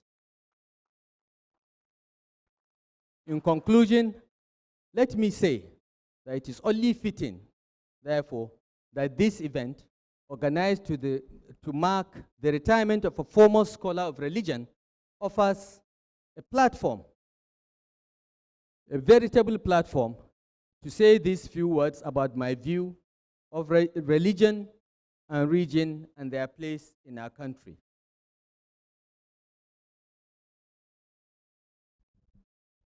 Nigerians are, at least on the surface, a very religious people. Many, I say on the surface in quotation marks, many but less so are very regional or ethnic in their thinking. I will elaborate on the qualification on the surface subsequently in this remark. It therefore seems to me that our obsession with religion is only rivaled by our national fixation on ethnicity. These two markers of identity are pushed with a fervor that relegates or displaces the common bond of our humanity and the imperatives of equal citizenship. Those that are at the forefront of advancing these dual agendas merely do so to acquire privilege, power, and prosperity without the hard work of acquiring competence and capacity, without undergoing the rigors of electoral competition, and without industry and job creation. By pushing the dual agenda of religion and region, one can be wealthy, own private jets, and live a life of opulence without any identifiable education, experience, or business investments. This is the story of Nigeria. I say on the surface because many of the points made earlier and clearly in these remarks show that we do not practice what we preach. Most of our leaders simply do not practice what our religions preach in our daily lives. Without doubt, there is a jarring dissonance between the ubiquity of religion, the apparent sensitivity to religion, the performance of religious rituals, and its glaring absence in informing virtue, in promoting good behavior, upholding law and order, concern for others, or dedication to the public good and equitable leadership. It is as if proclaiming religion is the superior undertaking, not to be confused with having anything to do with living up to its principles, pillars, and prospects. In my view, the intrusion of religion and region into the public sphere in Nigeria and their subsequent over-politicization is bad news for the country. It is divisive, costly, and not conducive to national cohesion, unity, and progress. parts of northern Nigeria have, since the late 1980s, witnessed at great cost the worst manifestations of the divisions and conflict that the apparent obsession with religion promotes. In the north, we look at the absence of these religious and ethnic divides manifesting in communal violence and killings in the southwest with great admiration. I urge you in the southwest to remain the tolerant society you've always been. Therefore, I'm convinced that region and religion should retreat to the private sphere where it properly belongs. Region and religion should be deployed to unite, promote equity and justice, and engender human progress. Faith is a direct relationship between an individual and God. The strength and depth of that faith may so impact a person's character values for others that such a person may be recognized as an exemplary individual, or mutumin kirki, or omoluabi in Yoruba parlance. Religion is supposed to help us become better human beings, but is instead increasingly positioned by those in power as a negotiating platform for the acquisition of prosperity, power, and privilege. Honest adoption of religious teachings in exercising leadership will remove, not entrench, discrimination and injustice. That is helpful for any society. Should how individuals worship God be construed as a bargaining chip for political power? Should it be deemed as the foremost marker of identity? Should religion be the preeminent feature of diversity and therefore the most significant measure of inclusion? I think that is a derogation from the purpose of faith. When construed as an allocation mechanism, religion or region, either on its own or when allied with ethnicity, as so often happens, does not advance national unity or cohesion. In place of modern notions of equality before the law, it creates the spacious notion that only someone who worships like you or speaks like you or speak the same language with you can treat you fairly and justly. Religion, as bargaining tool, fossilizes society, fossilizes division, turning the joyful tapestry of difference that diversity represents into concrete walls from which people emerge solely for the purpose of taking their share. After 4 decades of fixation with religion and region, and the atomizations and divisions attendant to that, my view is that we should return to worshiping God in private and let our merits as individuals recommend us for elections and appointments. It is time for us as a people and nation to begin a conscious sprint away from this toxic mix that has not served us well. I believe that the miraculous election of Asiwaju Bola Ahmed Tinubu as President of Nigeria is an opportunity to destroy many myths. First, it has ended the narrative that the so-called northern oligarchy will always hold on to power at all costs. Second, it has demolished the falsehood that Christianization of national political contest and campaigning in churches will lead to electoral success. Peter Obi, I hope, has learned a permanent lesson, and I hope everyone has learned that. Third, it has restored the long-held belief that northern politicians indeed keep their words and stand for fairness to all Nigeria, whether such words or agreements were written or not. Fourthly, the myth that the president of Nigeria from the south must be a Christian, which effectively disenfranchises all Muslims from the southwest, southeast, and south-south, has been conclusively settled.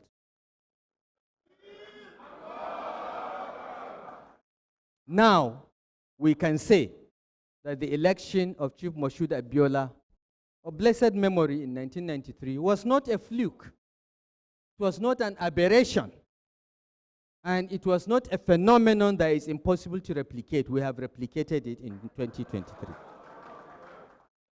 Finally, President Tinubu has started on a sound footing, guided by true Islamic principles of leadership, appointing competent people with minimal regard to region or religion, I am not surprised that those that oppose his aspiration on grounds of being a Muslim have gone silent and failed to commend him for his sense of fairness and justice so far.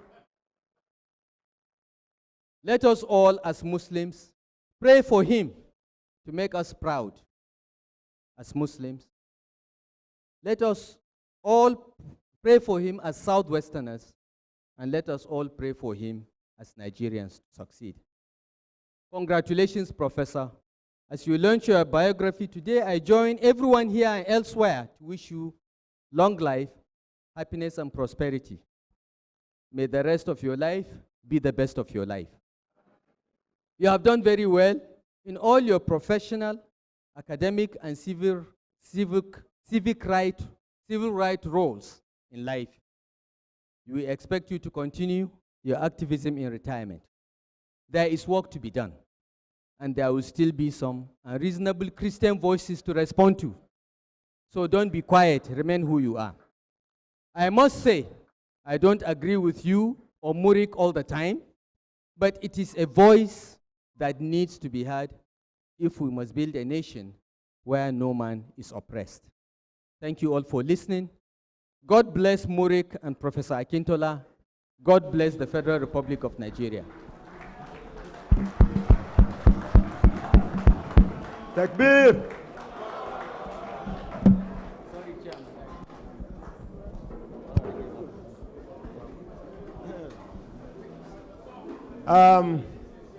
Can we say a very big takbir? Allahu Akbar. Once more.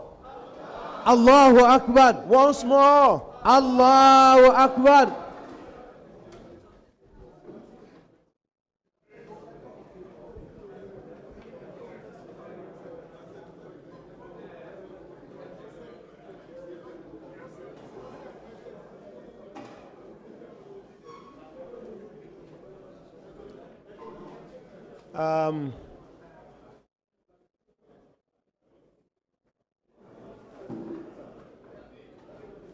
I think our coming here today has been adequately rewarded. Alhamdulillah.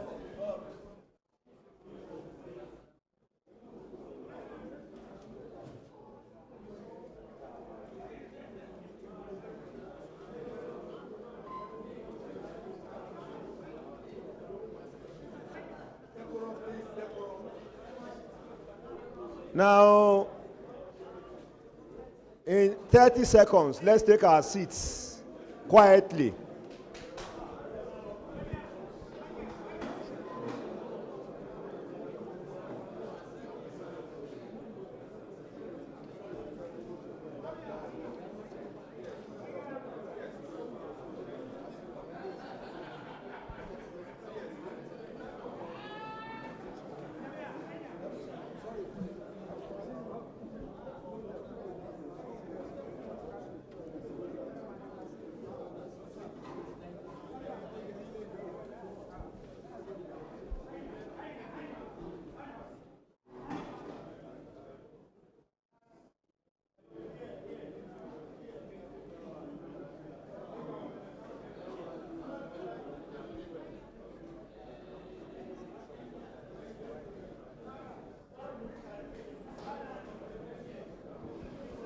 La ilaha illallah.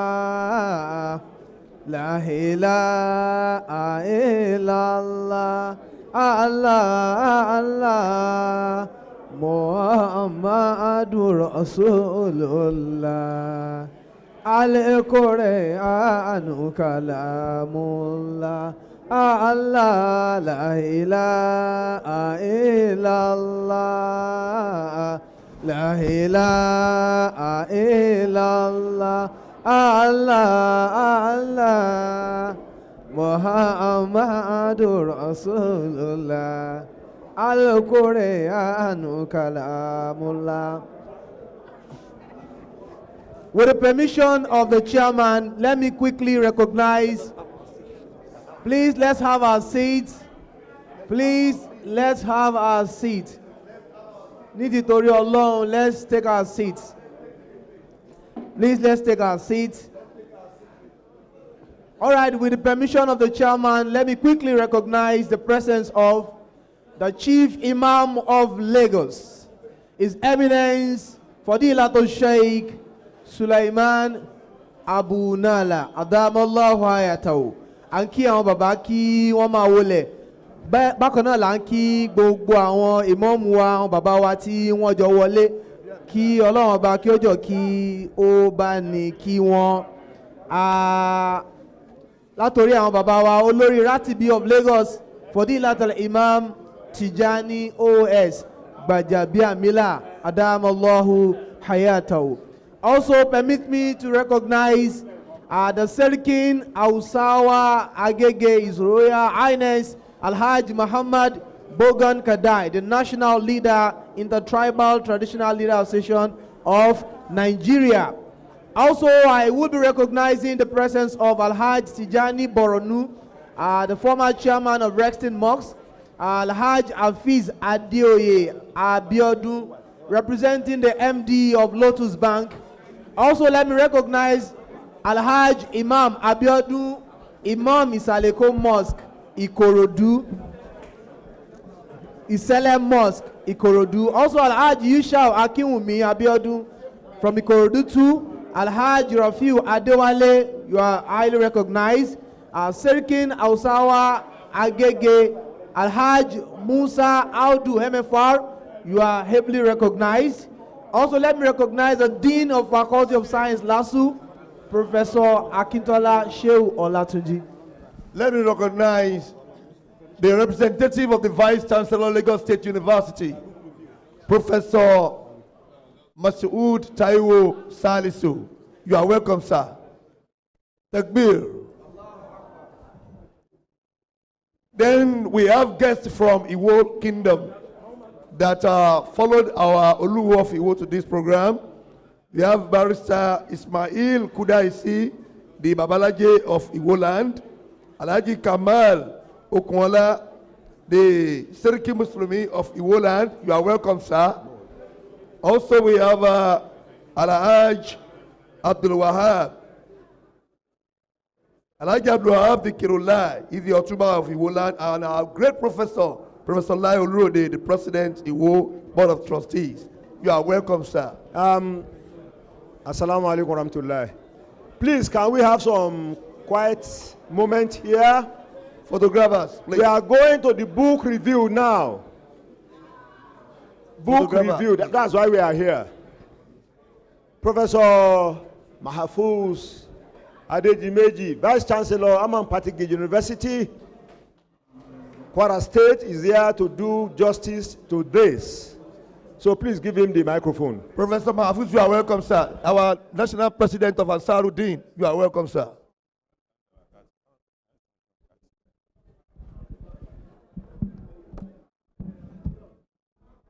أعوذ بالله من الشيطان الرجيم بسم الله الرحمن الرحيم وبه نستعين. The chairman of today's occasion, Madam Yusuf Olaolu Ali, kindly permit me, because I know that you are going to insist that I obey your command, to adopt the protocols as we have already established it. But in doing that, I must recognize His Imperial Majesty, the Oluwo of Iwo, Oba Dr. Abdulrasheed Akanbi, let's say Shehu. The immediate past speaker, Madam Nasir El-Rufai, the celebrator of today, Professor Lakin Akintola and his family, my Lord, spiritual and temporal. Abuthu fikum tahiyatan islamiyatan ataratan qailan assalamu alaikum wa rahmatullahi wa barakatuh. Kindly let me quickly go to the business of the day. The title of this review is Courage is Hard, a review of Ishaq Lakin Akintola's My Jihad. I provide the initial details. The publisher is Shebi Otiman Press. The place of publication is Ijebu-Ode. The year of publication is 2023. and we have 429 pages. I start with the context. When the Greek statesman and general, Pericles, said that what you leave behind is not what is engraved in stone monuments, but what is woven in the lives of others, he was only emphasizing the need for us to leave indelible mementos that will inspire future generations. Thus, for reasons ranging from setting record straight and helping one to take one's place in history, to understanding one's personal journey through life and engaging in self-discovery, people with talent and often embraced autobiography as an art form since St. Augustine of Hippo pioneered it in the year 400 with his book, Confessions. For Professor Ishaq Lakin Akintola, an enigmatic personality that evoked both intense admiration and undisguised hostility from many Nigerians. The rationale for his autobiography is to tell his own part of the story by himself in order to avoid controversies about his life and beat, according to him, posthumous merchant of falsehood at their nefarious game. Perhaps what the foremost Islamist eschatologist did not realize he was doing was to provide a roadmap through which the younger Muslim generation will be able to find their way in the vast jungle of life. Without equivocation, I aver that here is a book that every conscionable Muslim will wish he had read in his formative years, and every conscious Muslim will be inspired by. Intertext. Being factual without being pretentious. Self-effacing without being effusive. Professor Akintola in this book lays bare the details of his eventful but hard life. Reading the author's deeply engaging autobiographical masterpiece, one will be struck by the similarity between him and the late South African president, Nelson Mandela, who from the get-go declared in an autobiography, Long War to Freedom, 1994, that his father bequeathed to him, apart from life, a strong constitution, a royal bloodline, and a name, Rolilala, which accurately translates to troublemaker in Xhosa, a major South African language.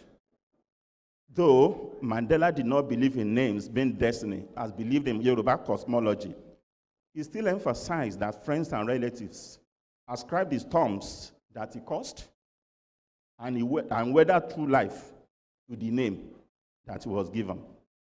For Akintola, meaning courage is sufficient wealth in Yoruba, to be additionally bequeathed with the name Lakin, meaning have courage, a strong constitution of Islam, and a royal bloodline that would have made him a king right now if he had chosen.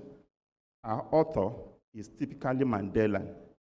As a human rights activist, his perception as a troublemaker by a segment of the Nigerian elite, the way the apartheid regime in South Africa perceived Mandela, will also make a compelling deconstruction of the two. But no one can deny that this pattern Akintola is a blessing to Muslims in Nigeria and humanity in general. Here is a man with a keen vision and a divine mission, which he pursues with unusual passion. I go to the text. Just as the lion belongs to the cat family, though it is more than just a feline, my jihad is an autobiography, but it is an autobiography with a difference. Apart from providing interesting accounts of the author's life as a student, lecturer, activist, and public opinion molder, it also documents aspects of his socio-political interventions and academic exertions.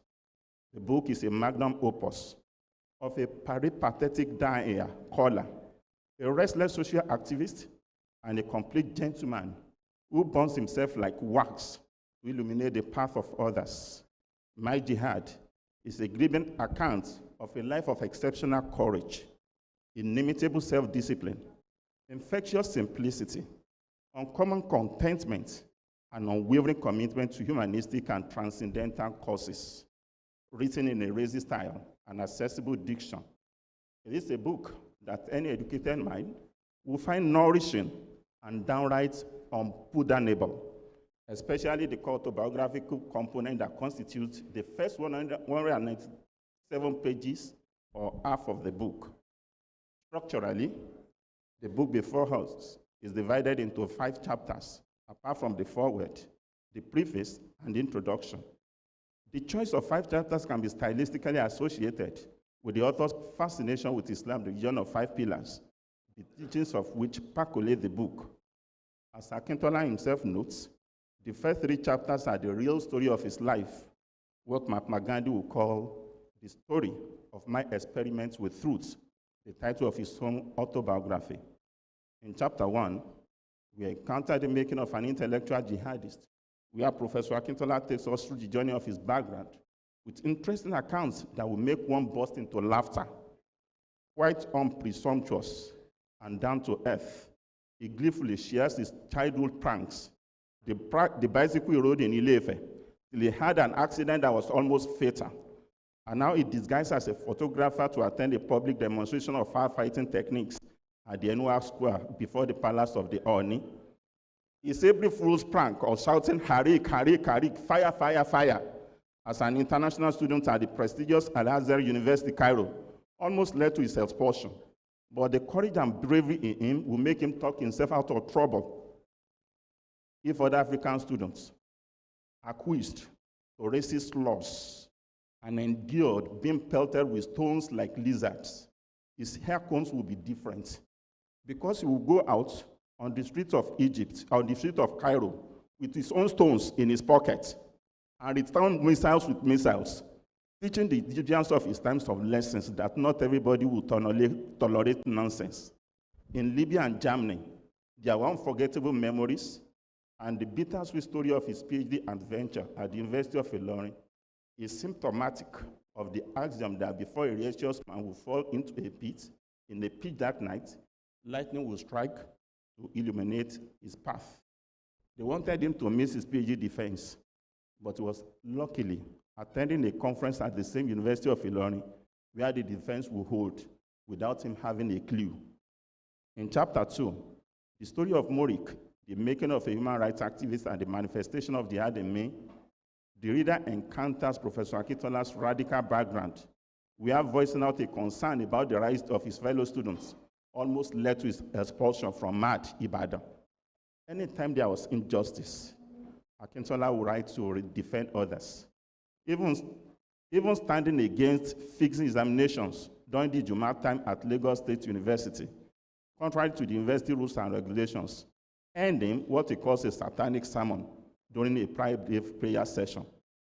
Part of the price that Professor Akintola had to pay was professional stagnation. He wasn't promoted to the rank of professorship for many years, reminiscent of how the late Gani Fawemi was denied of his sonship, and it became embarrassing to the title itself that the Fawemi did not append it after his name. The June 12th electoral debacle and the civil unrest that trailed it eventually galvanized the author to join Campaign for Democracy before choosing his own path by founding Muslim rights concern Morik in 1994. Much of this chapter is devoted to the activities and impacts of Morik in defending the cause of Islam and the oppressed in general, often at great personal cost, including threats, attempts at eliminating him by electrocution, and the invasion of his house by unknown gunmen. His activity made him to connect with the LASU students who seized the secret police agents during a demonstration. But he was the comrade lecturer who addressed them and got the man released at the time when everybody was jittery. In chapter 3, the master of principles that characterized Professor Akintola's life will make you cry because of his self-punishing regimen in our country that is infested with corrosive materialism and ravenous greed. Professor Akintola serves as a model for the youth and the society at large that not everything that counts can be counted. What he lacks in material wealth is compensated by his rich intellect, razor-sharp pen, and exceptional character. He enjoyed his small portion, but did not join the crowd as a matter of principle, making him to famously declare that he will not bury his father and bury his money when his father died on December 18, 2018. As a lecturer, Professor Akintola engaged in commercial driving to make ends meet and blended well with the commercial drivers until one of his colleagues, quote unquote, needed admission for his son and got to Professor Akintola's office in Lasso. That was when the bubble burst, and the drivers wanted to be given some preferential treatment at the area. According to him, on page 131, this special treatment continued the next day and the day after until I could take it no more. And that ended his Kabu career. One of the other interesting accounts here is about his landlady who ordered him not to horn his car before her house and that his ablution water was not dropped on the floor. Despite his courage, his exceptional humility makes him to admit thus, I was frightened out of my wits, and like a frightened dog, I put my tail between my legs and went inside quickly, my kettle of water in my shaking hands. He would not talk back to a woman. Page 182. He endured all this humiliation without letting the landlady know that he's a university lecturer. But as fate will have it, he became a landlord in the same neighborhood, and he was requested to be chairman with his former landlady being the vice chairman. This is very instructive, especially in our society where we abuse power and demean others, as one keeps on wondering how many people can be so disciplined as our amiable professor. Here is a man that voluntarily relinquished the offer to be a king, and is the one that was being humiliated without saying a word. The taste of the pudding is in the eating, and there are many nuggets of wisdom in the book, including goodness to neighbors must carry no hidden charges, and there must be no conditionalities attached to hospitality. Page 191. Though the landlady changed her ways later, the message to the rich is stringent, and I echo President Bola Tinubu to say, let the poor breathe. Don't suffocate them. While the first 3 chapters will be of interest to the general reader, chapters 4 and 5 will only assuage the intellectual thirst of the scholarly minded. The 4th chapter contains 5 papers of his eschatological writings in Nigeria, beginning with his highly acclaimed inaugural lecture that I was privileged to attend to on February 28, 2017. Here, Professor Akintola's area of academic interest, eschatology, defined as the doctrine of the last 5 things, namely death, resurrection, judgment, heaven and hell. Page 199 comes to the fore. The 5th chapter is a harvest of 10 papers or entries, including a 2-page list of other books and monographs by the author. The reason for this is to make the reader have in a single package a composite account of life and selected works of the author, which is very fantastic. Though the articles in chapters 4 and 5 are academic, they manifest the characteristic readability of the essential Akintola without compromising scholarly depth. I charge readers, especially Muslims, to plunge into the ocean of Akintola scholarship and discover the precious pearls with which they can eschatologically live a life of purpose, which actually is the purpose of life. Quote text. As amazingly beautiful and highly beneficial as the book is, it is also a proof that no one is 100% perfect. The first observation that the reader will make is that, though like other autobiographies, the photograph of the author is emblazoned on the cover page with the title, His name is missing. Though I doubt if Professor Akintola is ideologically opposed to photographs, I believe that sharing some old photographs to illustrate the accounts, not just photographs from cited media reports, will add more functionality and aesthetics to the book, as we have in the autobiography of the ruler of Dubai and Prime Minister of the United Arab Emirates, Mohammed bin Rashid Al Maktoum. My vision, challenges in the race of excellence. This is the same tradition that we have in many other autobiographies, such as Nasir Ahmad Al-Rufai's The Accidental Public Servant, 2013, a copy of which I still have in my car. Justice M.M. Akambi's The Story of My Two Worlds, Challenges, Experiences, and Achievements, and Autobiography, 2014. and Timothy Olagbemiro's leadership with grace, the experience of a vice chancellor, 2023, among others. There are few structural and typographical mistakes that I believe that are due to the fact that the book was still being written up till April this year. On page 121, we have reference made to the Minister of Communication and Digital Planning, where economy was intended, while former President Buhari's Chief of Protocol was inadvertently referred to as the Chief of Staff. And then I illustrated here maybe 2 or 3 other typographical issues, which all have to do with the fact that we are all human beings and we are not perfect, including the fact that the forward itself appears as forward on page 6, forward as opposed to forward, which is a common mistake. Of course, these are minor issues that will be addressed in the subsequent edition, and they do not detract from the overwhelming value of this book. Meta text, which is the conclusion. I earlier compared Professor Akintola to Nelson Mandela, who issued a press statement, "The struggle is my life," on June 26, 1961. By my jihad, the author also re-echoes the fact that struggle, which means jihad, is his life, and by so doing, drives the centrality of struggle in a Muslim's life into the reader's psyche. It is for granted that jihad is not a holy war, as Professor Akintola has never engaged in violence. Rather, jihad is struggle or striving, and he's so much fascinated by jihad that he named his daughter Jihad. It's not only writing a book on jihad, it's actually Abu Jihad, because his daughter is named Jihad. A jihadist of his like is a man who is struggling always to be a better version of himself and contribute to the making of a fair and just society. My jihad is therefore a call to action that the world will be a better place with courage, justice, self-discipline, and respect for the rights of others. There is no way that one will read My Jihad, the autobiography of an Islamic eschatologist, human rights activist, without arriving at a sobering conclusion on the significance of courage, crowned by a compelling sense of personal discipline as the greatest ingredient of success.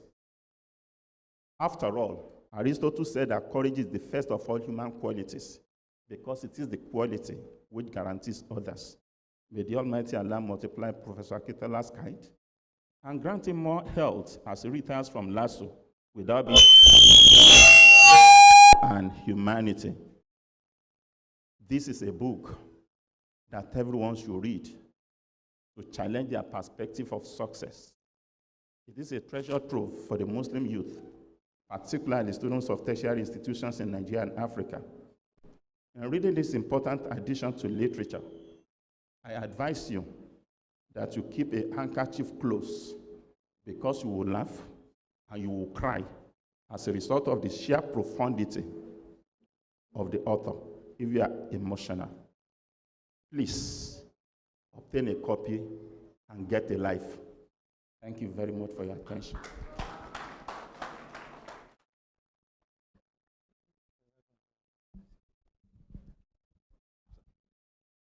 Alhamdulillah. That was the book review. The book review is very, very decent. It has covered the subject matter without revealing too much. I thank Professor Ladimiji for doing what he knows how to do best. May Allah continue to bless and increase your knowledge. Ameen. We're moving now to the awards. And the way we are going to go about it, I hope we are ready with the flags. Arrange them in the order in which the names of the awardees appear in the program. Quickly do that. And as we call the awardee, any particular person, we also call the person who would do the needful.